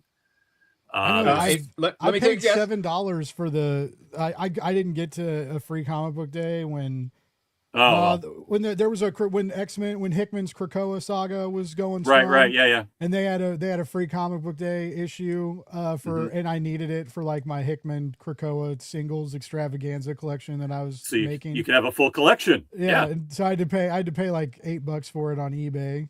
Well, that's Which was whatever, but like but also I want to shout out to Ian who says Ian thought that free comic book day was when you make comics for free. You do need to rethink your approach. If you're making them for free, you're in a pretty good spot because I'm pretty sure that If you're able to make it you're free, losing doing money great. when you're making Yeah. comics. Baby. I have never made a dime on this comic book. One day I will, but I've not made a dime on this comic. I pay my artists. I pay them with the Kickstarter proceeds, so we've got a fund if I want to pay my artists. And yeah, you don't make a dime. Anyway, you were going to say about the speculative market on free comic book day, Tommy. Oh yeah, there's only 2 books Mhm. in the history of free comic book day that have Only 2. retained value. Only 2. Yeah, only 2 The have retained Umbrella value. Academy, Mhm. because no one knew what it was. It was like Nobody. some musician's vanity project. Who wants to Weird. read that? And then it was freaking amazing. And yeah, this weird thing with a monkey. Yeah, what is this? Yeah. And when David Peterson got crazy and did a hardcover for free comic book day, What? yeah, for Mouse Guard, this was God. I have that. I have Yeah. that somewhere. It's gorgeous. Yeah, it's beautiful. It's the single best free comic book day book ever produced. It's insane, but the fact that he did it was insane, and they cost a lot more than the regular free comic book day books, so people didn't order a ton. Yeah. So, And believe me, the free comic book day comics aren't free even for the retailer. Yeah, Right. That's why You- we encourage paying for it. everyone to like, yes, go and get the books for free, but like buy, get a, you don't have to get anything crazy. Buy a trade, buy a variant cover that you think looks cool. You don't have to buy like $1,000 book off the wall. You can, I'm sure they'd love it If you want did. to, if you got the budget, if it's in your budget, we encourage it. There was a Spider-Man that's kind of retained its value. It goes up and down, but it still stayed well above. And it was like a first appearance of a villain. I don't remember which one it was. I had it and sold it to my local comic shop for like $7 or something. But yeah, that it was one of those speculative ones that go up and down. And I don't know what they're. If he bought it for, it might have been Jackpot. If he bought it for $7, he put it in the $9.99 rack that he has there. yeah, So, I guarantee that book is not worth that anymore. yeah, I'm sure it's not, but yeah. That's crazy. Yeah, I thought some of 2 them have, might. like you said, 2 have retained their value, and a few have had value for a while and then dropped it. Yeah, sometimes like the Blackest Night Zero that came out. right before Blackest Night started. That was a $10 or $12 book for Okay. about 3 years, and now Mhm. you can get it for under $5. Because sometimes when they have like new story elements in them, Mhm. like sometimes they're not reprinted until like the trade paperback or hardcover later. Right. Like so sometimes if you miss out on that free comic book day issue, you're kind of You'll maybe never not see it. screwed, but yeah, you may not ever see it, or you may have to You'll- be like this douche and go on eBay and spend $8 for it. Or I've also spent a lot of money because I have I'm behind, but I have like since IDW relaunched TMNT in 2012, like the original one with Dan, not the original one, but the one with Dan Duncan and Eastman and everybody. I was really into that run, and so I have like number 1 through 140, and it goes up to 150, and I have like all the Eastman covers and like a lot of anyways, blah blah blah. Well, the Dan Duncan one was picked up where the Eastman and Laird one left off. Is Yeah. what you mean. Yeah. Yeah. It picked up where it left off. It's like getting that G.I. Joe that Image put out that was Larry Hama, just picking up where it left off. And I'm like, I don't even know where you left off at. I don't recognize any of these characters except for Snake Eyes. I don't know anybody. So it was like, I don't know who any of these people are. I've not kept up with this. And I started doing research into where it went. And I was like, so if I really wanted to follow Larry Hama's G.I. Joe, I would have had to have been a committed fan because he went through several publishers putting out G.I. Joe into different places. Anywhere he could get Hasbro to let him license it there, he did it. And this is the latest one, Hasbro licensed to Image. So I thought about trying to do it for a while because like I don't up until the Energon universe, like I liked the toys when I was a kid. I liked the G.I. Joe cartoon and the G.I. Joe 90s movie I used to watch all the time. But I never was really into G.I. Joe comics, and I wasn't really into the Transformer comics either until recently with the Energon reboot and stuff. And I was like, man, I wonder if like the G.I. Joe and then I knew he was continuing his run, like he's doing new issues now. And so I was like, I thought about going back, and it was just like, dude, tracking these down even digitally is ridiculous. Like it's just it's hard. But anyway, I'm old enough to remember the first commercial for a comic book was the G.I. Oh, really? Joe That's 1. crazy. Yeah, and it was an awesome animated piece, and I was so excited for it. But I was a kid, and I lived in a small town with the nearest comic shop in Salt Lake City, and issue 1 was not released through the retailers, the magazine distribution. Issue 1 was only released to comic book retailers, so comic shops, which were a new thing at the time. So I didn't get issue 1, but I picked up issue 2 the day it came out. I picked it up off the shelf. Still have it somewhere. Oh, wow. It's not in the best shape, believe me. I read it to death. And then they had this. It was a really cool one because it introduced this Russian version of G.I. Joe, of the G.I. Joe team. Nice. We never saw them again because it all became about Cobra. But Larry Hama was trying to show us that I can do more than just have them fight Cobra. Yeah. Now, Tommy, I thought I got a peek of it when you pulled that stack out. There's an Energon special coming out on Saturday, right? You mean right here? Oh yeah, that looks right like here? something we already got at Comics Pro a while back. It is not. That's different. Okay. It's different. Yeah. It's got snippets of a lot of different stuff. I'm super hyped for Mask. That is a toy line that I really liked when I was a kid. I don't know anything about the toy line. I know I love the creators, and Pi Par did that. Oh damn it! He did they had a cool car series at Image. He draws automobiles better than a lot of artists I see, and so I'm really excited to see him like let loose. What's Mad Cave's offering this year? Mad Cave, hold please. Yeah, I don't have all of them, so I don't know if I have the Mad Cave book or not. Last year's Phantom was just amazing. So yeah, I made you big, Tommy, so you can show off some stuff. I see that. I'm nervous now. It's the Tommy Show, ladies and gentlemen. Yeah, I don't know if I do or not. Some of these I grabbed to bring home because I wasn't sure if they were all ages or not. They're supposed to be color coded, and they're not this year. They don't have the little red mark at the top like they did last year. This is blue, which means it should be for teens, and this is appropriate for teens. This is also blue. That This should is not be. a mature reader book. Yeah. Yeah. So they just went with the standard blue logo. They didn't try to color code it. Yeah. Mad Well, Cave is well, bringing Flash It was Gordon Diamond who 1. did that last year, and Universal may not know how to do it. So yeah. Yeah. This one from Vault, also mature reader. Really Yeah. cool, but not for children. hmm Not for teens. It looks like Mad Cave's bringing Flash Gordon 1. And Yeah, I didn't grab that one. New one. This new one, Terabytes. Oh, Mark Russell's new one, Terabytes. Terabytes. Okay, good. I know what I'm picking up then. Cool. I picked Yeah, up the there's a bunch of Phantom, cool and stuff. I'm like, I'm buying the Phantom. That's it. And then they did 6 issues, and then start dropping specials, and I'm like, well, I was really looking forward to the Phantom. Is IDW doing any TMNT? That's what I was get when I was talking about TMNT earlier. I have spent not a ton of money, but like, $12 to $15 buying them online, buying the back issues of the TMNT free cards. Like this thing's been going on for like over a decade now, so it has several free comic book day issues. So like, it's trying to find stuff late. So you know how to solve this problem, folks. This Saturday, load up the car, throw the kids in the trunk. The back seat. Put them wherever. It's fine. Take them to grandma's. But like, get on down to a comic book shop. Grab some cool stuff. Grab some stuff you never heard of. Now, here's the thing. I'm gonna teach you guys a hack. Always get the books you've never heard of. I can tell you that. Always get the you can books you've find never some heard really of. cool stuff. Some shops will have a limit. They'll say like, hey, you can only get 3. Or maybe 3 or 5 or something, and maybe there's like a handful of stuff you want to try. A really easy way to twist the arm of a shop person is to buy something and say like, "Hey, I'm buying this book. If I get this, can I grab a couple extra free issues?"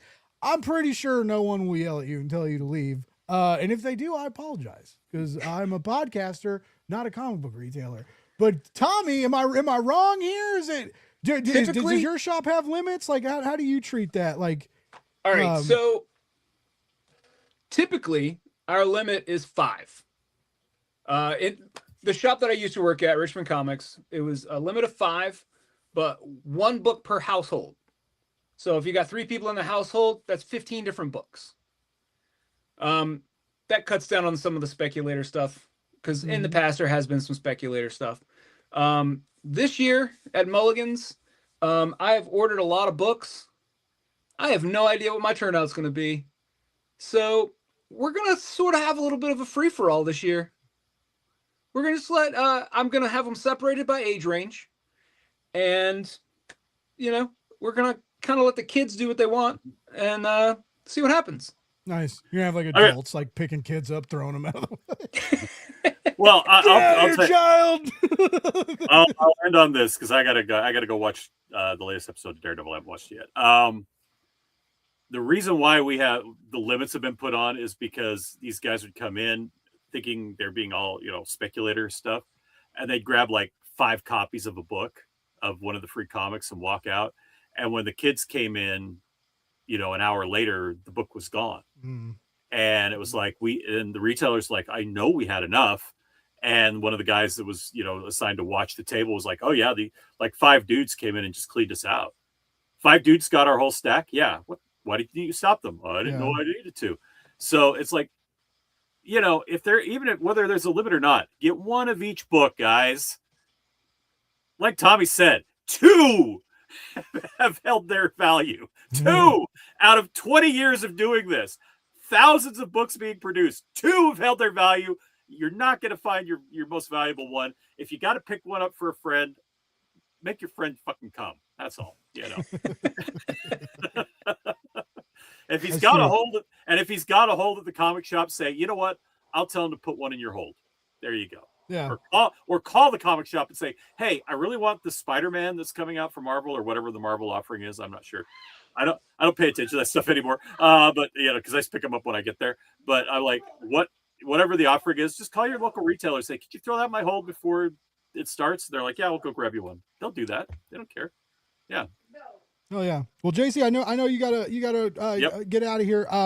Everybody, we've talked about the Shaolin Nun a couple times tonight. We've shared the links. You can click on it. You check it out. Awesome metal covers, awesome foil covers, really fairly priced bundles in both digital and physical. The whole first arc is available, issues 1 through 6, and Issues they're 1 gonna. through 6. Yep. It's gonna be a fast fulfillment once the campaign's over and stuff. So really encourage you to check that out. JC, where's let us know website. I know you got a Substack. You want to shout out all that stuff? Tell us where we can follow you. All this can be found at shaolinnun.com.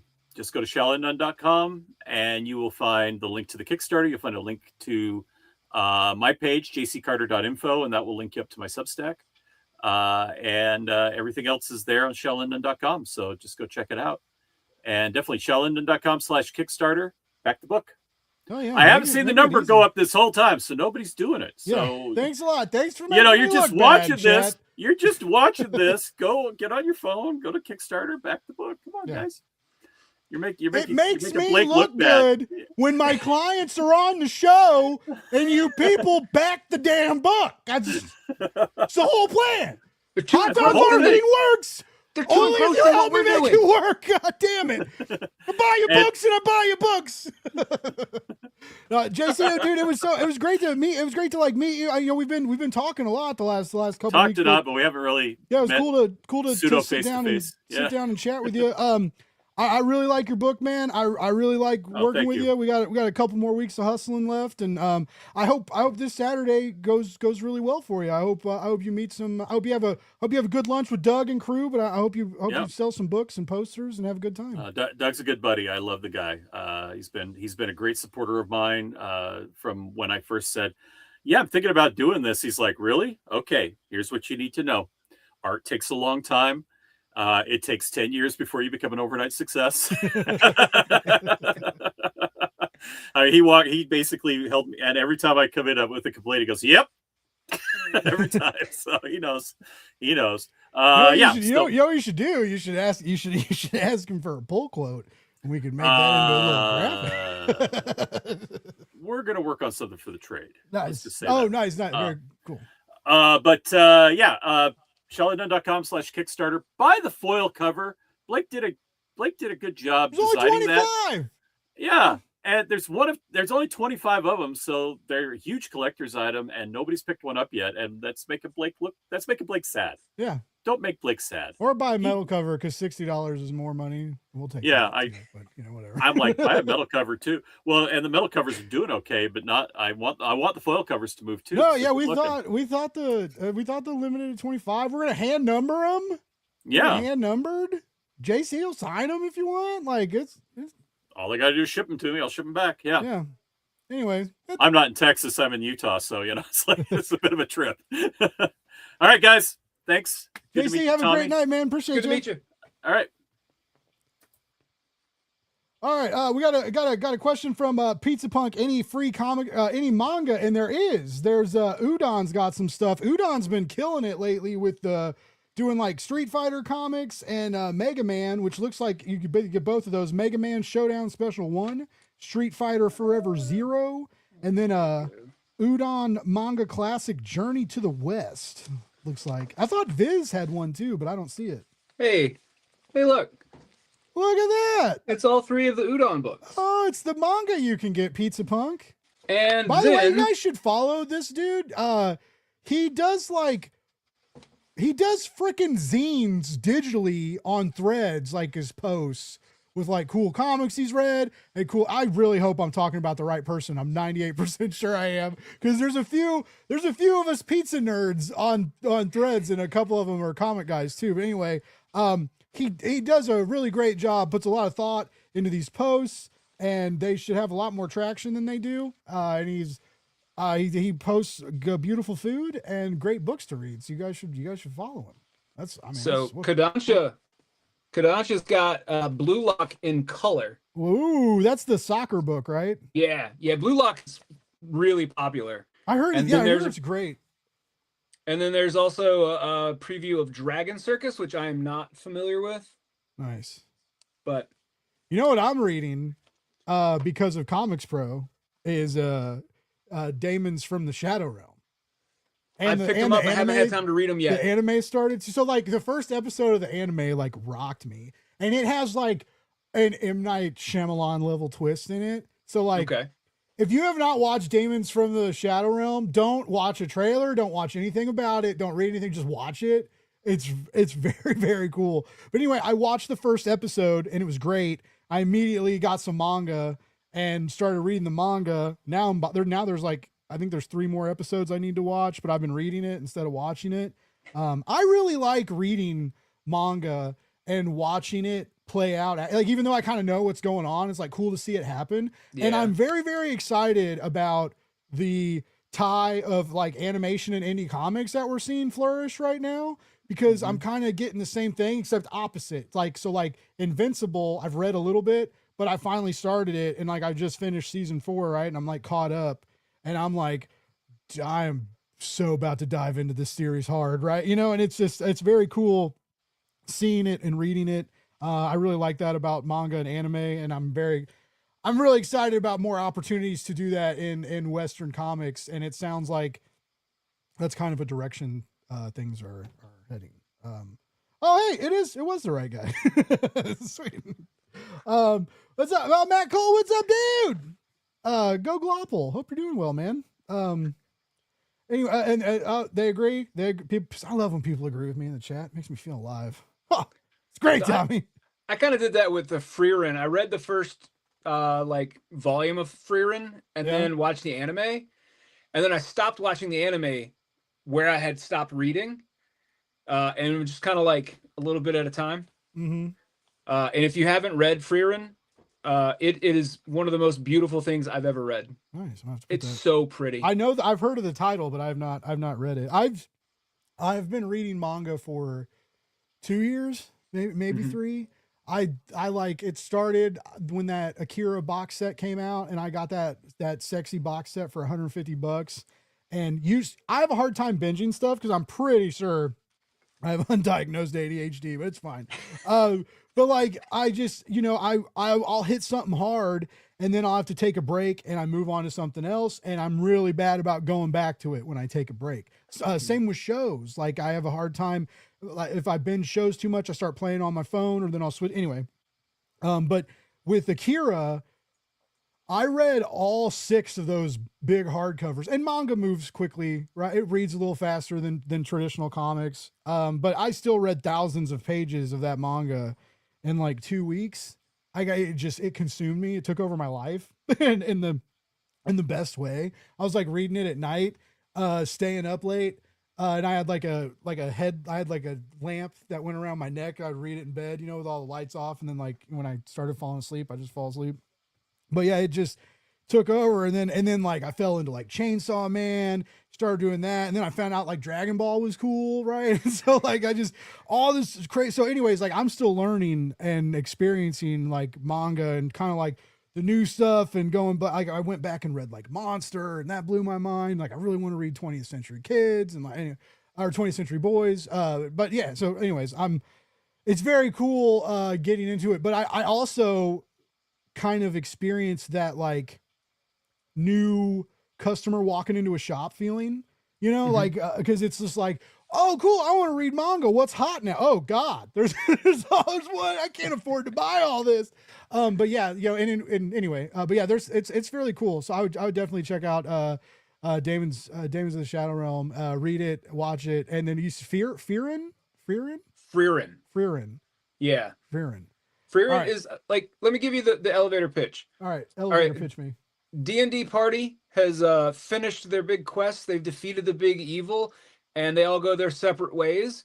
And then 50 years later, the elf in the party goes back to see all her friends and they're all either dead or elderly and on the verge of death.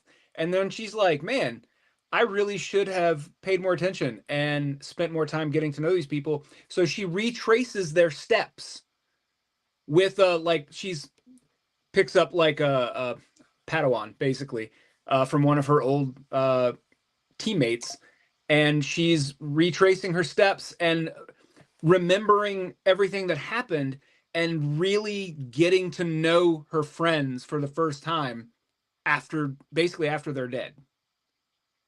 It's a beautiful story. It for D&D nerds, it's great because there's some new kids and they're really funny. And there's cool monsters that they have to fight. But it's also like it's sort of low stakes because she's so powerful Okay. that the things that was really hard for her to fight the first time around, now it's just like, Mm. no big deal. But the manga is beautiful. I think the manga is actually prettier than the anime. I was about to ask if, because when I Googled it, the anime popped up first. Are they both worth checking out? Like, Oh yes, experience 100%. Yeah. When you were pitching it, it reminded me of another book I heard about at Comics Pro. By the way, I know you've all heard me say this before, but only magical things happen at Comics Pro. Is how I met Tommy. Well, no, I met you through work, I guess, but I officially like met you at Comics Pro. There was another book there that they were talking about, cleverly named Dungeon Elf. But the premise is genius, right? Like, it's just like the title is like, okay, but it's literally about this elf. Like, if you play RPGs, right, and you're wandering around, and I love JRPGs, right, and I waste tons of time grinding and going down every hallway, making sure I get like every treasure chest, right? How do you think those treasure chests get there? Why, right? Why, when you are in someone else's castle, is not all the treasure in one treasure room, but there's like some scattered about in a bathroom, and some in a hallway, and some near a drain duct, right? Like, this is a manga about the elf who puts these treasure chests in random places of the dungeon, and like why, and like who's telling her to do it. I have not read it yet. I'm so intrigued by it, and I'm excited to check it out. But yeah, anyways, manga's really cool, and it is. And y'all should experience it. We have not talked enough about New Comic Book Day at all. I've been thinking of that like the whole time. We did cover some cool books to talk about, but I know Tommy, you got this stack. What are some things that you're excited about for Saturday? Not like the interactions and the people, but like, what are some books dropping that you were hyped about? Like, I'm not going to lie, like the Dungeon Crawler Carl. I just read book 1 and it rocked me. Dude, I am midway through book 4 for the second time. Oh, wow.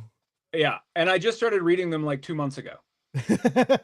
Yeah, that surprised me when I noticed that like book 1 came out in like, what was it, 2018, 2020 or something? Yeah. I thought this was like a brand new like phenomenon. I thought this writer was a freak of nature, because I was like, how do you drop like all these best-selling novels just back to back? Yeah. And they're big books, you know. But then I didn't realize that this has been going on for years. But yeah, the first book really took me. The hype is real. I definitely I want to dive into book 2. There's a couple other books I wanted to read before that, and I knew I already have buddies that like everything they've wanted to read is now tossed to the side while they're just like pushing through every dungeon crawler book. But anyways, Vault makes great books. This thing made over, what did it make? Like, it made over 2 million or right at 2 million on Kickstarter or BackerKit or whatever. Now there's going to be action figures. There's movie and TV deals. There's probably going to be a video game. There's all these others. There's a TTRPG now that you can get on BackerKit and get like custom dice and all these and actually like kind of play through the dungeons of the end of the world. It's blowing up into this massive thing. And yeah, I've been really, really excited to see how this comic's going to be, right? I know you can read it on Webtoons right now, but I'm waiting. I am too. But I want it to be as good. Like I said, I like Vault. I like the people at Vault, and I want it to do well for them, but also just, for it's a good fandom. It's everybody's real positive about it. The fans are real nice to each other. It's not like I love Star Wars, but when you talk Star Wars online, if you say the wrong thing, you get in trouble. Look, it's just like nobody hates Star Wars as much as Star Wars fans. Yeah, exactly. It's wild. Yeah. But the fan base for DCC doesn't seem to be like that at all. Everybody's just super excited for more content, super excited to talk about it with everybody. And all these campaigns are doing well. So yeah, this is their first taste. I think it comes out May 20th, the graphic novel, but you can show up to a shop this Saturday and snag this and see what it's all about. See Princess Donut live on the page. Yeah, and I will say, the art style in this is not at all what I was expecting. Yeah. So I am really excited to see what the rest of the dungeon looks like. Yeah. Yeah, I'm excited to see where there's so much that like they give good descriptions in the book, but he's a different kind of writer, right? He's like it's quick, it's quick and it's action packed and it's relentless, and he doesn't get bogged down in like the descriptions like a literary prose writer might, right? Like he chooses the time to slow down very carefully. And there's not many slow down moments, right? So everything just kind of like goes by a blur. So like basically what I'm long-windedly saying is, you know, a cool artist could have a lot of fun with a lot of stuff in this book that we've, you know, like seen in our minds, but not, you know, really seen on a page. So yeah, I'm with you. I'm excited to see how they do some of this stuff.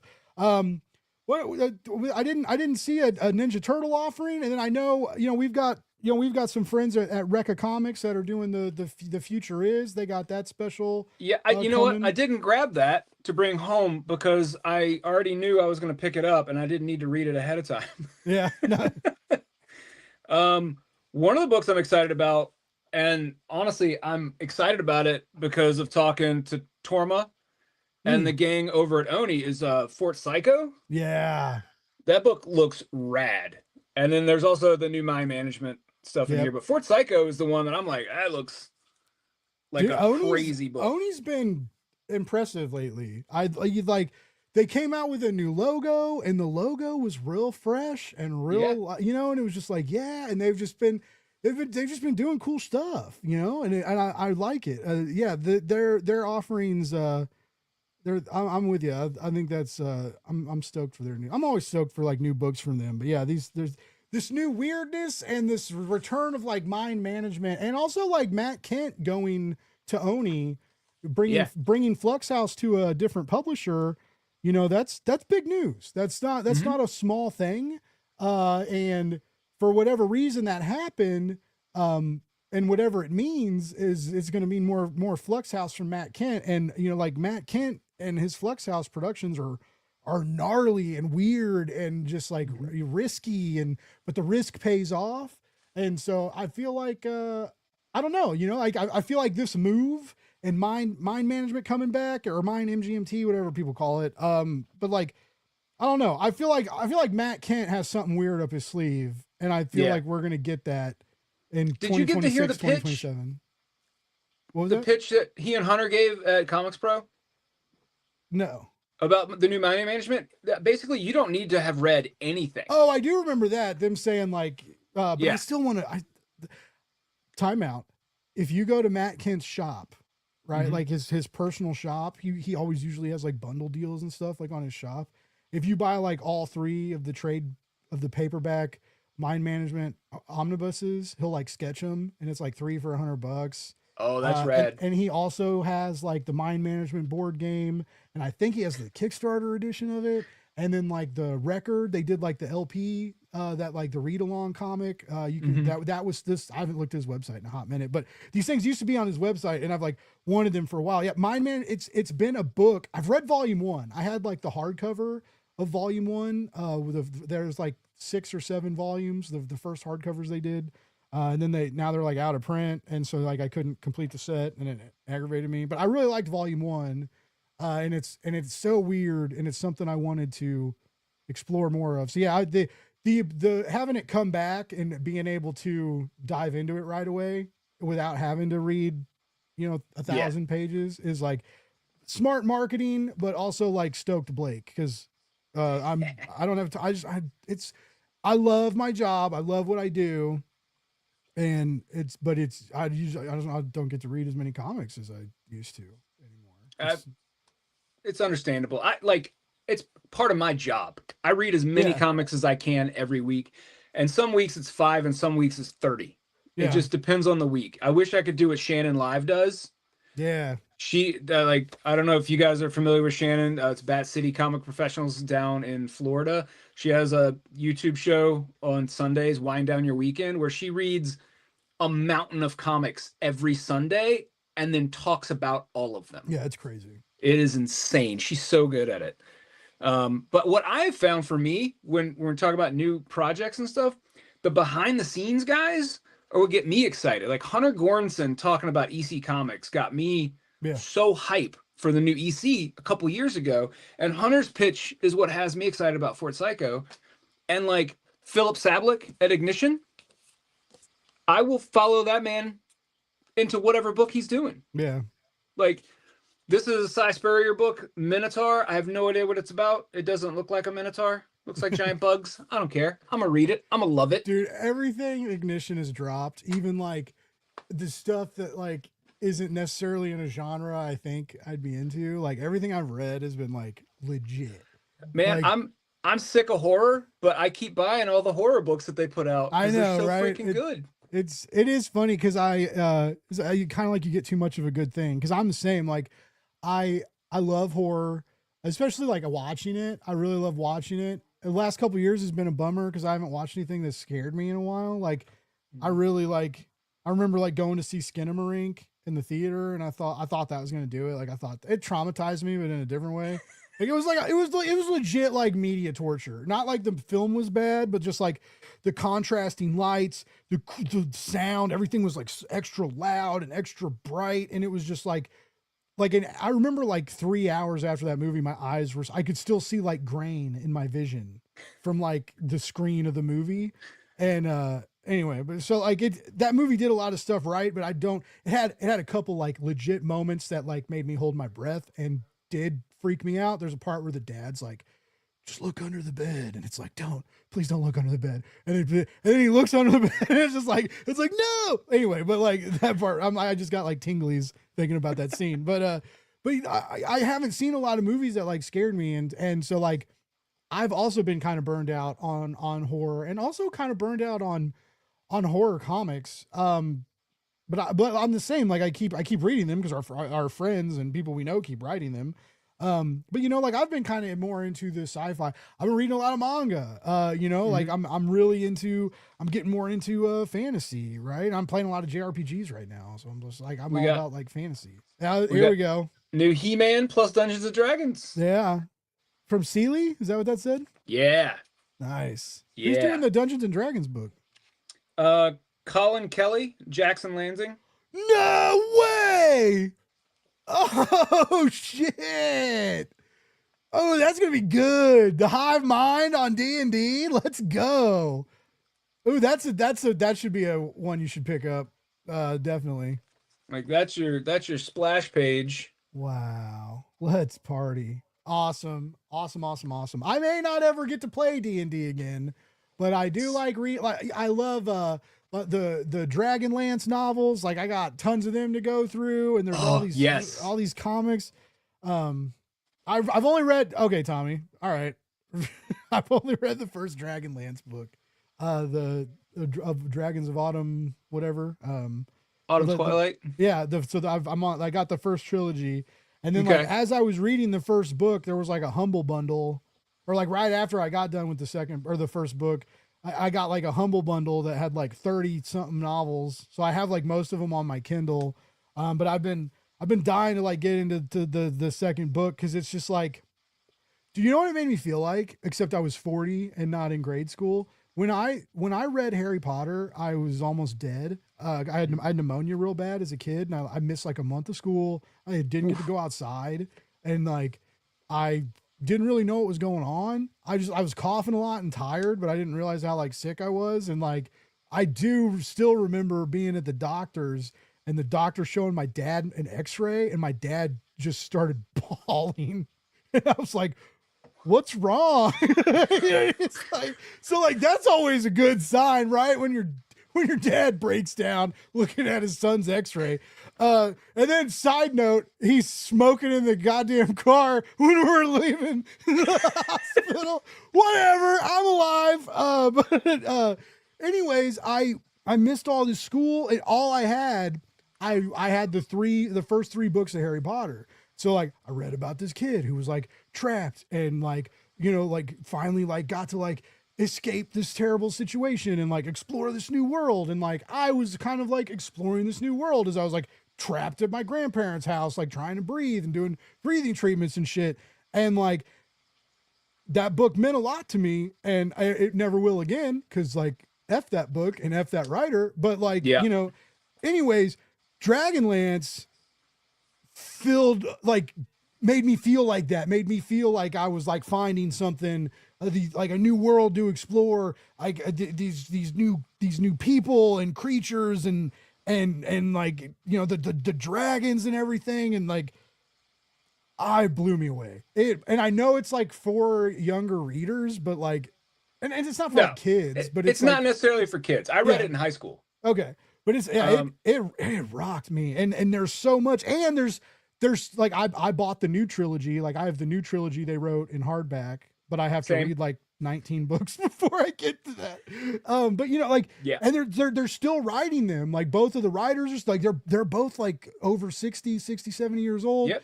And they're still writing them and doing cons and stuff. And so yeah, like if you're like me and there's like a fantasy void in your soul that was like ruined by a nasty rich lady who wants to be a nasty rich lady online, I would check out Dragonlance.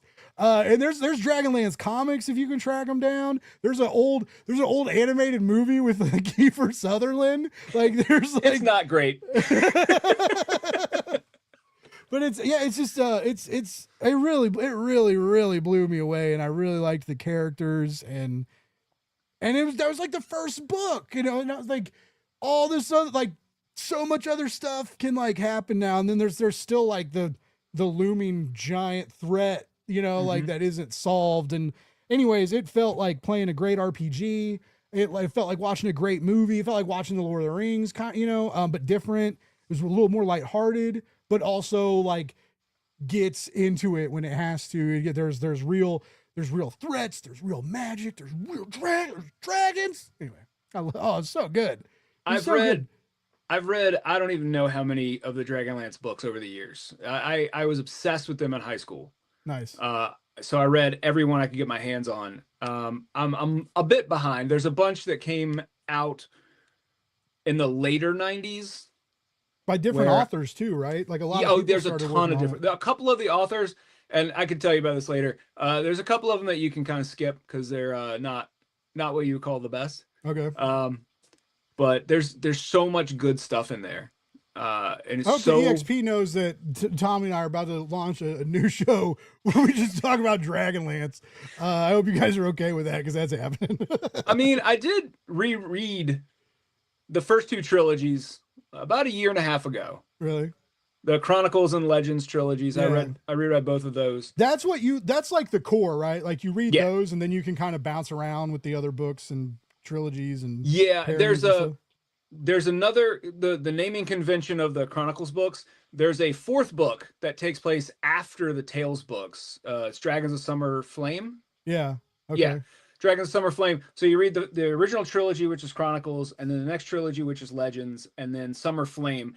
And that is basically a complete story. Those 7 books are one unit, really.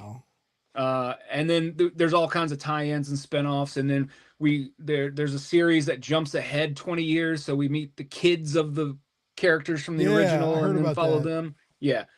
Yeah. There's so much good stuff. Hell yeah. That's so cool. I love, and it's all like I didn't realize this until I like kind of found out about Dragonlance, but you know, Dungeons and Dragons, I used to think like if a book said Dungeons and Dragons on it, it was like a campaign book, right? Or a supplemental book or for the game.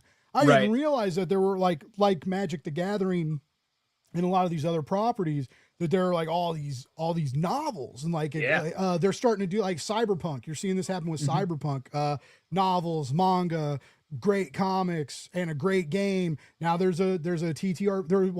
It started as a TTRPG. Now they're remaking the TTRPG. There's also a trading card game that's doing great on crowdfunding. I love seeing IP explode like that. I wish like Dragonlance, because Dragonlance is like it's like a cult classic, and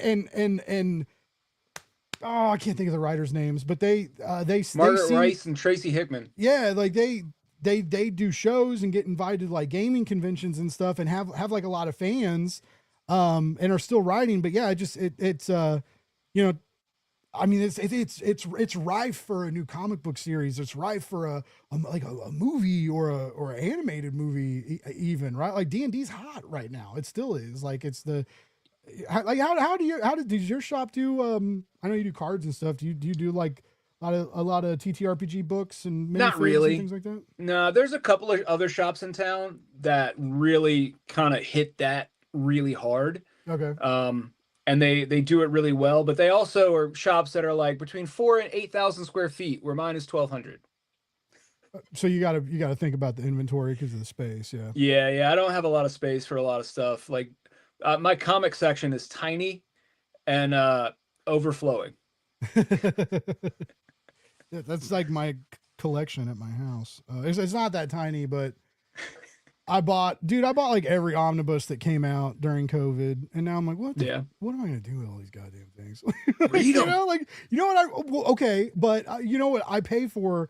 I pay for DC Ultra and Marvel Unlimited. Okay. And like I got a brand new iPad. I got a 13-inch iPad, and I really like reading comics on it. Oh goodness, I like reading. I've been big on Humble Bundles but yeah, anyways, I like omnibuses. I love the deluxe hardcovers. I do have a lot of them, but yeah, like there's a lot of times where I'm like, oh man, do I like go grab the Jason Aaron, Wolverine and the X-Men omnibus off the shelf? Or do I just grab my iPad and fire up Marvel Unlimited?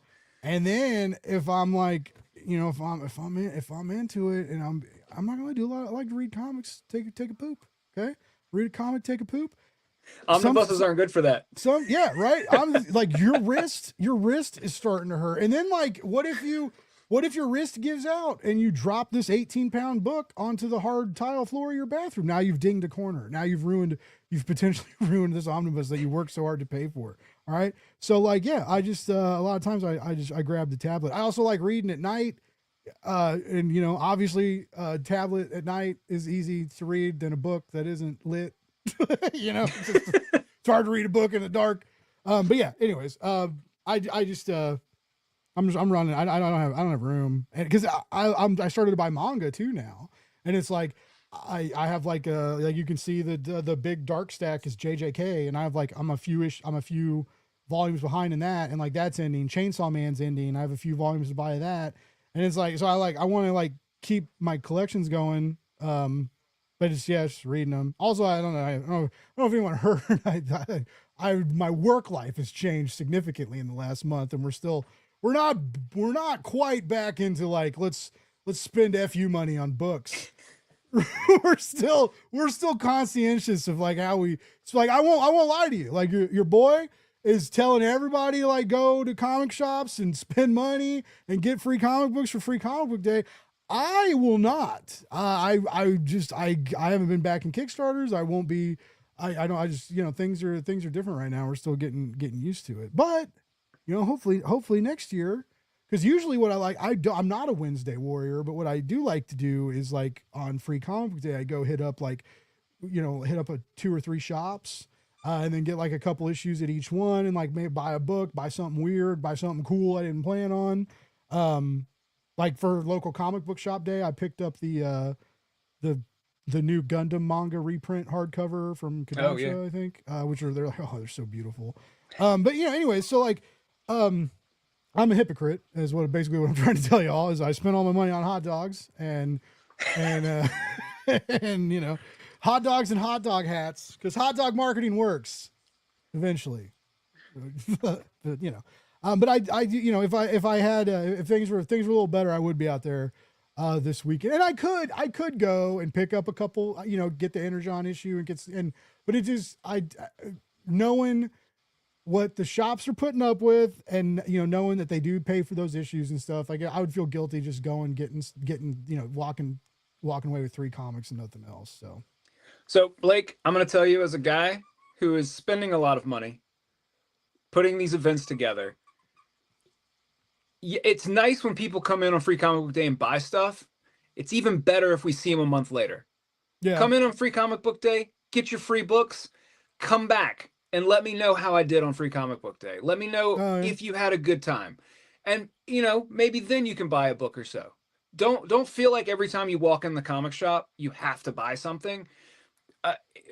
A good comic shop is your third space. It's a place where you can go and you can feel at home and you don't feel like you have to buy something.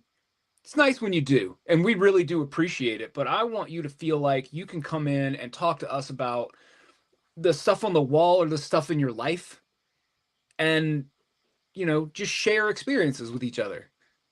Anyway, that's how I feel about being the guy behind the counter at the shop. One of my regulars today reminded me that he told me about a band I need to listen to. Not, you know, we talk about everything in the shop. So don't feel like you're required to buy something every time you walk in the door. I gotcha. I know, and I know that. I just feel weird because I know like the other side of it. I have some friends who've had like stressful weeks, right? Like getting ready for it, you know, and it's just like, I know what you guys go through. And even when you love it and you're into it, it's still going to be a long day, you know? And so, you know, that all that love kind of comes with a cost too, but maybe I will go because there are some books I'd kind of like to, I really would like to read to see what that dungeon crawler is about. So maybe I will. And then I'll probably spend money because I'll feel guilty. And then I'll be like, why'd I do that? I only have $5 in my bank account. Anyway, I don't have any money. I donated $25 to Chris's GoFundMe for the Oblivion bar, you know, and I have trouble not doing what the community does, you know, like, even it's like support shops. I'm like, yeah. And then I do it. And then I'm like, but you've built a platform where you are supporting shops. Not just shops, individual creators, because like Kickstarter, when Kickstarter started doing comics, I was one of the old guys in the back going grumble, grumble, grumble. I can't carry these comics, blah blah blah. But like, honestly, selling Pokemon has changed my mind about a lot of things about a lot of these industries, because there's like 6 different ways to collect Pokemon, and not all of them are things that I deal with. And the same thing goes for comics.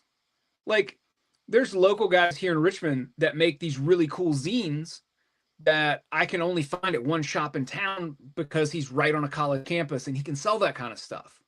Whereas where I am, far away from the college campus in the suburbs, it's harder for me to sell cool zines and stuff. And Kickstarter comics are the same thing, man. Like industry legends have shifted from the normal model to doing Kickstarter because it's better for their bottom line. Yeah. Like, I don't know if the rest of the world has noticed, but Terry Moore has sort of shifted, and this is one of the all-time greats in comics. He shifted from doing monthly books to doing mostly Kickstarter stuff these days. Yeah. Look at Ahoy. Ahoy hasn't been doing monthly drops, and Mark Russell's new graphic novel with them is on Kickstarter, or about to launch on Kickstarter. So they're kind of, it's a different trend. It's it's going to be interesting. Even a lot of Kickstarter pros, like my friend Charlie Stickney, who does White Ash and has a massive audience, and like White Ash does insanely well, like on Kickstarter. And but he even started, like, he does like double-sized issues now. He does like 60-page one-shots or whatever, however many pages they end up being, but it's basically like a double-sized issue, and he does like 3 of those a year, maybe. But to kind of like compensate in the longer time between releases, right? And with the higher price of like shipping and production and all this stuff that like Kickstarter people have to deal with, that, you know, like mass market publishing companies don't necessarily have to deal with, or deal with as much or as intensely. But yeah, it's just, it's starting to move that way even on Kickstarter. There's still a lot of people who are doing single comics and stuff, but it's just I've had many conversations with creators. They're like, I got 4 issues. Do we do 1, 2, 3, 4? Do we do all 4 at once? Do we do this? Do we bail on the 4 and do a trade? Like, it's a conversation everybody's having. And I know it's a conversation people are still having in the direct market, because Ed Brubaker and Sean Phillips don't do floppies anymore. They Right. straight up told Image that they're going to start doing these hardcover release original graphic novels, and that's what they want to do. And if they want them on their with the Image title on it, that's what they're going to do. And that's what they've been doing. And I think people I think if they went to like a 12 issue maxi like after doing these like graphic, I don't think people would be bummed because I think even though it's like a longer span of time between the Brubaker Phillips releases, like we get these bigger chunkier books like now that we get to spend. I mean, you can still read them in a night if you really want to, and they're good, right? So you do sometimes, but you get to spend a little more time with it, and so it's a trend, and it's something. I think we're going to keep seeing more of it. Also, like keep seeing more of like people doing their own compact editions, right? Or manga sized paperbacks. I think that's the format of the future, man. Oh, dude, I think absolutely. I think the whole industry needs to shift to that. Yep. The only thing I think people need to work on is your pre-press. Like you need to really make sure when you're changing the size of these books, you need to pay attention to your gutters and your the bleeds and your paper stock. Yeah, because if you change your paper stock, it's going to change the way everything looks. Yeah. But I do like them. Because it's funny at first. Because I love like the DC Absolute editions, like the big slipcase, the big oversized, and it's funny. Like I love these big hardcovers, these big omnibuses, but at the same time, like these little trade paperbacks. I love manga. Like I don't like just throwing manga in my bag because I'm anal about my books. I like to keep my books very nice, but like it's just the form factor. If you take them with you, they're a little easier to carry. They're easier to give away. They're easier to borrow. They're being reprinted. So it's not like if I give you a copy of this, I may lose it and it'll be worth $100 later. Like they seem to be keeping them in print, and it's a cheaper way to get people into comics. And it's I don't know if the industry like really saw this coming, but a lot of people started collecting them and repurchasing, even though they had the singles, even though they had the hardcovers and the deluxe editions and the absolute editions, they started buying these compact editions too, just to like how the spines look good. They all look good next to each other. Like this is very smart what DC's doing, and industry wide, people are following them and from Marvel to indie. Adventure Time and Rick and Morty have both started being printed like that. Of course, Marvel had to do theirs at a different price point and a slightly different size because Marvel's Marvel. But like Why the Last Man just got compact editions, like The Future Is. Yep. Like other than my they had a little bit of a. My name's in that. I know.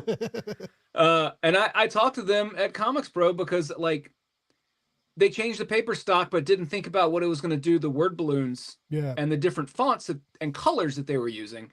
And I guess someone else had already brought it up and they were like, we fixed it for the next printing. It's going to look way better. And I was like, perfect. Yeah. They were trying to, I don't know the final, I remember they were trying to really get the same paper quality as like the DC. They were trying to like mimic the DC look and feel. And then, that it just kind of soaked up the color a lot more than they were expecting. So just, when you change a format, just keep that in mind. Give yourself. Industry Blake's going to talk here for a little bit, but like, give yourself enough time for a physical print. Mm-hmm. Anytime you change a format, talk to your printer and get a real print, not a digital print. Get a real print sent to you. It's going to add a few weeks to production. It's going to be so much worth it. But like make sure you look it over and you get like really in your hands under natural light how it is to read. You're not going to get that with a digital proof. You're not going to see how much the page soaks up the color. You may not even see how much the gutter, or you won't see how much the gutter eats up oh my God, I can't talk. However the book opens, so the gutter loss, you can't measure gutter loss in a digital, file. So it's a smart thing, and it's trendy, and it will help you move. It'll probably help you move books, but make sure anytime you change format, size, get that physical proof. If you get a hardcover, like if you upgrade, so you get a special hardcover, Make the and they'll do that. If you have a printer in China, they will ship you a physical proof for you to look at before they mass print the orders. So it's not unheard of. It's not giving yourself enough time to get that proof to go over it and make changes. Because it's so funny. Everybody talks about how slow this industry moves, and it does until like something's due, and then everything's done at the last minute. And everywhere I've worked, it happens. I don't understand why. I just, and it's just like, that's just how shit goes down. But yeah, anyways, if you're a creator out there and you're doing a Kickstarter or an indie project or something, and you're thinking about doing a different size, style, version, different paperweights, paper stocks, shit like that, you really push hard for those physical proofs and give yourself time to get them and go through every page, like really sit down with them. Cause yeah, sometimes you can think it's going to look great, and then you find, it's a lot better for your team to find that than like retailers to come up to you and say, I love this book and it's beautiful, but some of these things are hard to read. So you want to find that yourself. You don't necessarily want to be told that. So anyways, that's just what I've learned in my long years of this industry, which I don't really have long years in this industry, but that's just what some of the shit that I've had to deal with that could have saved some time. But yeah, that's not really. We're here to talk about Free Comic Book Day. I can't stay on topic. We're over 2 hours. All right, well, real quick. What am I doing, Tommy? Real quick. I want to talk about the book. A couple of books that came out today. Today? Oh, because it is free. Today is not Free Comic Book Day. It's New Book Day, but you got some specifically bangers? A book that I believe I heard about first from you came out today. Oh, nice. Adriano's book is out. Yeah. Hell yeah. Yeah, dude, this book was cool. I really enjoyed it. He's a good guy. I want to get him on the show. I kind of sabotaged his Prana stuff because I left. No. Like the week he was supposed to do his interview and stuff. Anyway, but I told him I sent him a DM and told him that. I was like I kind of screwed up everything. If you ever want to come on the show. Anyways, he was cool about it, but no, I do. He's a great dude. I point people to him all the time to say, like, when people are like, "Oh, how do I market my book? How do I make myself seem interesting? How do I make what I'm doing seem interesting?" Like, watch Adriano. He does these chill videos where he talks about stuff going on in the industry, and then he reminds you that he makes comics too. But yeah, he's out in the direct market now. And that's all. I'm so glad. I hope it's about vampire wrestlers, and the art is sick. And yeah, I've heard. I'm glad you liked it. That's good. Yeah, it was really cool. I'm a fan of pro wrestling, so it was an easy sell for me. Nice. But yeah, it was really cool. And the other important book that came out this week that living legend Tony Millionaire of the Drinky Crow and Sock Monkey fame has this weird book. Oh, whoa, that's huge. That's like a trade. Yeah, it's chunky. It also has cover blurb from Elvis Costello. Okay. Okay, bad idea. I mean, the book is beautiful because it's Tony Millionaire, and of course it is. Wow. It is this weird acid trip where this drunk monkey like sees gods and wanders around, and there's like a crazy dragon thing. Oh my god, that art I have no crazy. way to describe the story because it is absolutely insane. Sick. But if you've ever seen Sock Monkey or Drinky Crow, you know kind of what you're expecting. It's brilliant. Tony Millionaire is incredible. Nice. I know a lot of people have opinions about Bad Idea, but their books are always gorgeous. And another Bad Idea that came out today. What is that? Oh, is that Venditti's new one? This is Warbird. No. Yes. Yeah. This is issue 0, Warbird. And the way this got pitched to us sounded so stupid to me, but the book ended up being really cool. It's a guy who's like not really a contract killer, but he's like International Repo Man. This was the one they talked about at Comics Pro, and you could like go up to the room and get a book, and then all those books were worth like $1,200 or something. So this guy's whole thing is like, if it has an engine, he can drive it. Like, that sounded dumb to me. Yeah. But this is like high octane, crazy action sequence, dude on a motorcycle on a cruise ship, like repoing a motorcycle. I told my buddies about that. So like two of my best friends and my dad, it was worked for him for a while, all did repo.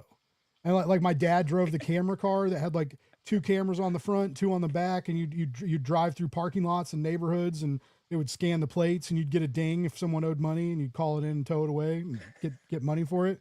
It's like my dad was like that asshole.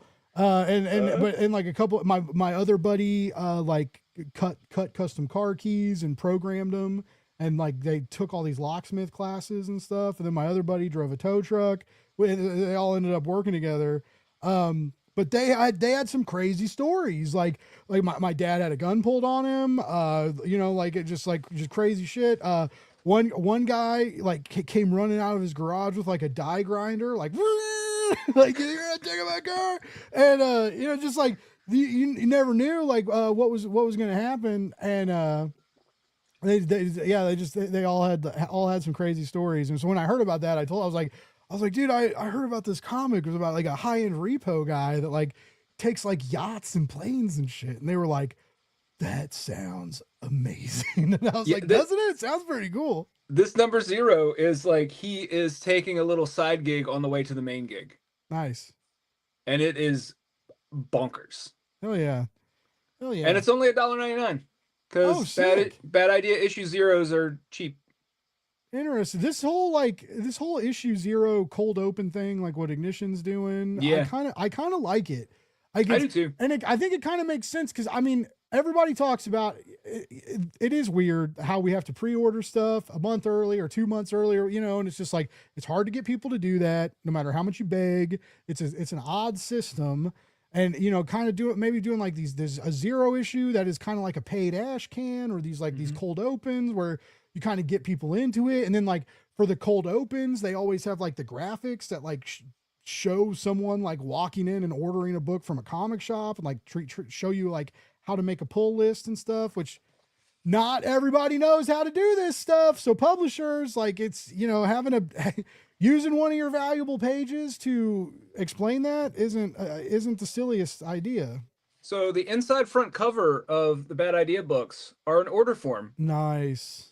That it got a little perforation over here, so it shows you where to cut it out, which nobody's going to cut the cover off their comic, but it's like, hey, here's all the stuff we've got coming up.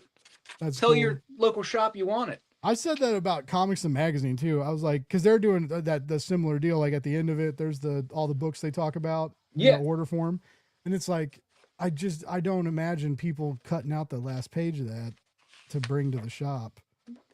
Hey, look, I brought all the visual aids. Shout out to that ad on that page too, because I made it. Nice. Made the collection, the collection ad. So behind me, these boxes, most of these are Comics to Magazine #1. Oh my God. I've got about 700 copies I'll be giving away on Saturday. Oh, because you put them in the pull list and stuff, right? Okay. Well, I ordered 1,000 copies. So, and I gave away about 300 of them at my con. At the con, okay. And I've been giving them away at the shop ever since. And the rest of these are, everybody that comes to Free Comic Book Day is getting a Comics Magazine. I remember that was a big push. Like, yeah. I mean, it came out like 2 months early, but everybody was like, yeah, because of the bundles and a lot of people over-ordered and stuff. That was part of the marketing push, was like, you could save these and give them away for Free Comic Book Day. I got in trouble with Lunar. Oh, were you one of the people that because you gave them out early? I gave them out at my con, which was, the con was the Saturday after the book was supposed to ship, but because it got pushed back a week. Oh. So I didn't think anything of it. I was giving them away. I wasn't selling them. So I was like, and I got my Lunar shipment on Thursday or Friday, whenever. And so like I posted all over social media. And my social media posts were shared by Adam and Megan and Gabe, yeah, and Joe. And so like they knew I was doing it. And so I get this email from Lunar who's like, "You've broken a street date," and kind of mad at me. And so I immediately messaged Adam, and I was like, "Adam," and he's like, "Tommy, I don't care." And I was like, "Okay, good." So I emailed Lunar back, and I was like, "Here are all the people that made the magazine who shared my social media posts and said it was okay." And so I did get a response a few days later from Lunar, who were like, "Okay, it's fine." So You're you off the were hook. one of the people they were talking about it, because when Christina gave her presentation, she was like, "And if you keep breaking street dates, we're gonna get you." They aren't kidding, man. Yeah. They aren't kidding. No, that was I remember that. That was a weird deal. I still worked there at that time, and Yeah. I was still an important person then, doing important comic book things. But yeah, I remember them. I remember them talking about that, and I didn't know Lunar emailed you. That's funny. Yeah. I got yelled at. No, sometimes being a hero means the higher ups don't like what you're doing. That's what I get reading comic books anyway. I've read a few of them. Tommy, we've been talking for over 2 hours. We covered some books, some cool stuff to get this weekend, some cool stuff you can get right now. Is that this weekend? Oh yeah, it's a free. I've got more. I'm just gonna. You keep talking. Armageddon. Now I'm distracted. Like, you can't wave shiny things in front of me, Tommy. But yeah, no, we talked about some cool stuff. Like we mentioned, a lot of shops would love for you and your friends, or you and your family. Foot traffic in these mom and pop shops means a whole lot. So pack up the kids, pack up the friends. Go comic shopping this weekend. Grab some cool new stuff that looks interesting for free. And if you can, snag another book or a Funko or it sounds like a lot of these places maybe will get a great hot dog or cheeseburger or something too. There's gonna be food trucks on site, neat things. So I really encourage you to this Saturday, do something different and check out your local comic shop and see what they got going on. You might meet a local artist or local writer or get a tasty treat. So yeah, get one of these cool books that Tommy's showing off. And I would think you recommend, should do that. if you are in Central Virginia, go to freecomicbookday.com, plug in a zip code, and go to every single shop on that list. Every single shop in Central Virginia is awesome. They're run by cool people doing cool stuff. Oh yeah. If you're in Kansas City, I don't know where to go. No, I'm just kidding. I haven't been to Clint's since Clint's moved, since the ceiling caved in. But I believe they're in Independence now. I love Pulp Fiction comics and games. They've always been super nice to me every time I've been there. They don't know who I am or that I'm a podcaster or anything. Like, they don't know about Blake's Buzz. They're just always nice nerds when I go in. But yeah, like, there's some cool, there's another new shop in the River Market here too. That's supposed to be really, really rad. That's new. So yeah, just, if it's not your, if it should be your thing, why the hell are you watching my show? If you're like, I don't really go out and buy comics. Go check it, touch some grass, but don't touch grass. Touch the floor of a comic book shop. Screw grass. Love comics. That's about all I got for tonight. Tommy, I really appreciate you co-hosting with me, man. This was super fun. Do we have any new updates on your upcoming show or anything like that? So I'm going to try and film something next week.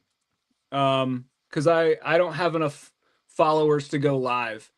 So, I plan to do it this week, but my books all showed up late, allegedly because of Free Comic Book Day. So I didn't have anything to talk about. Gotcha. So I'm hoping that my books show up on time this week.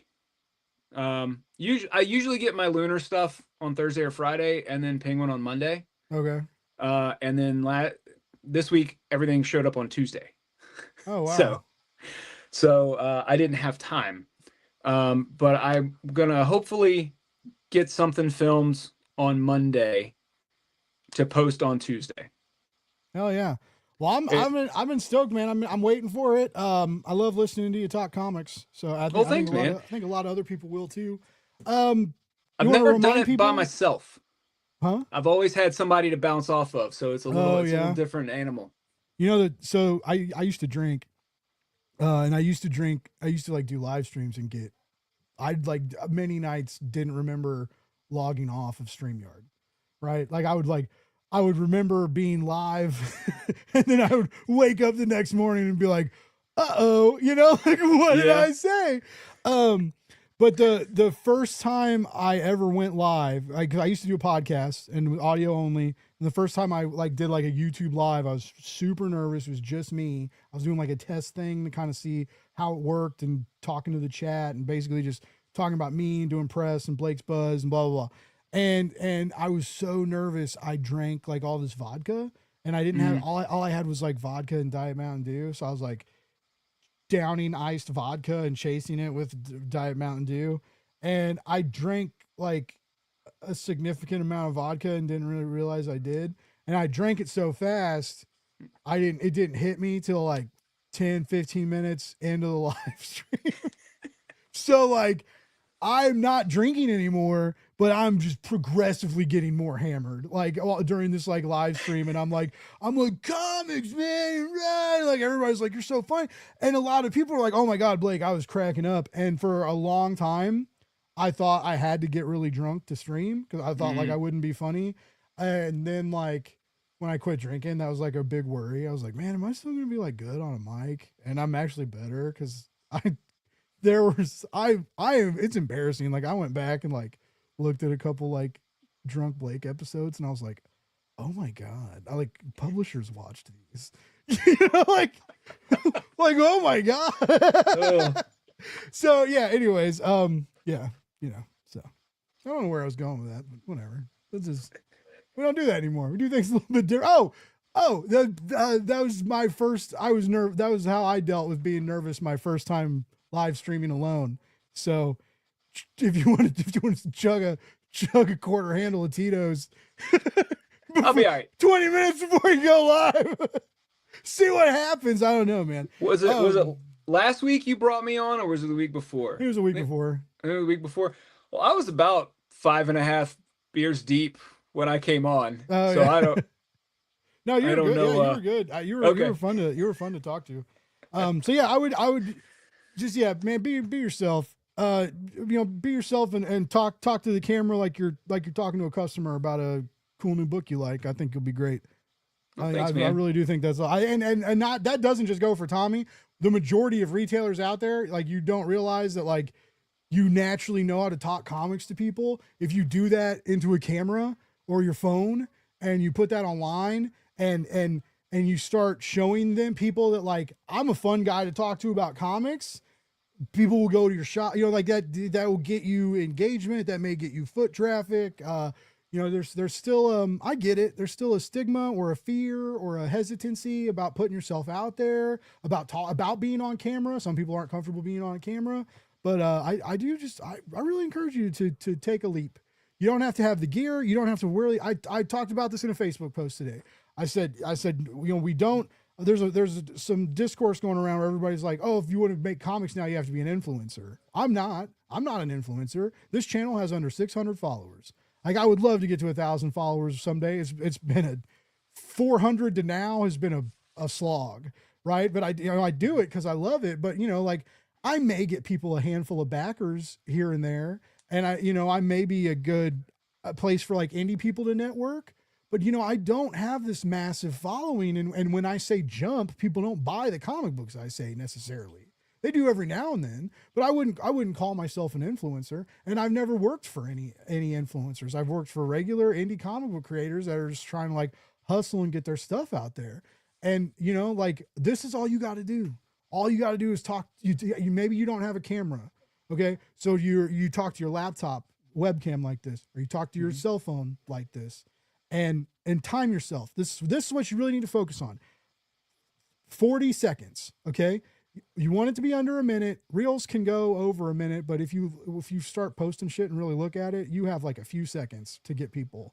So like aim for like 30 to 45 seconds, but don't worry about editing. Just like get that key moment. Anyway, you don't have to be an influencer. None of us are influencers. I love comics. I love being a nerd, and I love talking to other nerds about it. And people watch my show because I get excited and say silly things and cram hot dogs in my mouth. Okay. I'm not an influencer. I'm a weirdo. You don't have to be an influencer to make comics. You just need to, authenticity is important. So like be yourself. But yeah, dude, retailers out there, I would love to see more of you do more online. Like Tommy's about to do, or like Eton does. Dude, their social media is crazy and it's hilarious and fun. Again, that's like upper echelon, you know, like they're planning and scripting things, and they have like multiple people in the you know, people filming and doing different stuff. But you can just sit here and talk about something you love, and that you're passionate, that you're excited about, and like, if you're really excited about it, people are going to watch you and they're going to get excited about it too. You don't have to have flashy special effects. You don't have to have really cool, like fade in and out subtitles and all that. You know, yeah, it looks great, but you know, genuine excitement and authenticity, I think they look better than any special effects. So anyway, I'm going to get off my soapbox. We're trying to end the show, not do a lesson. I appreciate all the advice, man. Oh man, that's anytime. I love to listen to myself talk. I don't think we reminded anybody, your shop social, your new channel. You want to shout all that out? So I put the shops. My Mulligans shop only TCG? has Instagram. It's Mulligans TCG. We barely use it, so there's not a lot there. But I am on almost every platform as Tommy Mad Prophet. Prophet, and the YouTube channel is Mad Prophet Comics, which hopefully I will have something up next week. It's a really good channel name, by the way. Thank you. It makes me really not like Blake's Buzz. No, dude, Blake's Buzz is awesome. What the hell sucks? Like Mad Prophet Comics would be like, that'd be like a good store name too, man. If you ever get a frog, if you ever get a frog up your ass and want to buy some property or something. But no, I follow Tommy. He may not have the content up yet, but if you're following him and he starts posting content, you'll see it. So I think you should. Tommy's a good dude. I always have fun talking with him, whether it's on the show or in a YouTube chat or in California late night in a snack room. And you know, I think you guys will have fun following him on YouTube. Everybody who's in the chat, who left all these wonderful comments, who hung out with us tonight, thank you all so much. I guess I don't have to make Tommy big anymore. We can both be the same size. You were showing off the books. But yeah, I don't know who's going to be on the show next Wednesday. Probably got to figure that out. But you know, we do things week by week here. We figure it out. We get it done. But we will be back every Wednesday night, 9 p.m. I may not put the thumbnail up till the day of, but you can bet your ass we're going to stream at 9 p.m. every Wednesday night, even though people keep reminding me that it's late and the Wednesdays are weird nights. And, you know, I guess like a Tuesday at 2 p.m. Who would have thought that would have worked? You know, like, fucking break. I'm trying, man. Anyway, sorry, Kyle, I said the F word. All right, before I dig myself a hole any deeper, I love all of you. Thank you always so much for tuning in. It means the world to me. Whether there's 2 of you or 20 of you watching, it means so much. And if you can't watch it live and you watch it later, I see that, and I appreciate you too. So, you know, keep watching my show. Follow Tommy. Check out some shops this weekend. Saturday is like Christmas for all of us, except better, because Christmas presents cost money. And if someone buys them for you, then there's like an expectation. And if you didn't get them something too, then there's guilt. You don't have any of that this Saturday. You have free comics you get, which is absolutely amazing. Free comic book day is better than Christmas. Love more, hate less, read comics. I'll be back next week. I love you. Well, can I leave? Why is it asking me all these?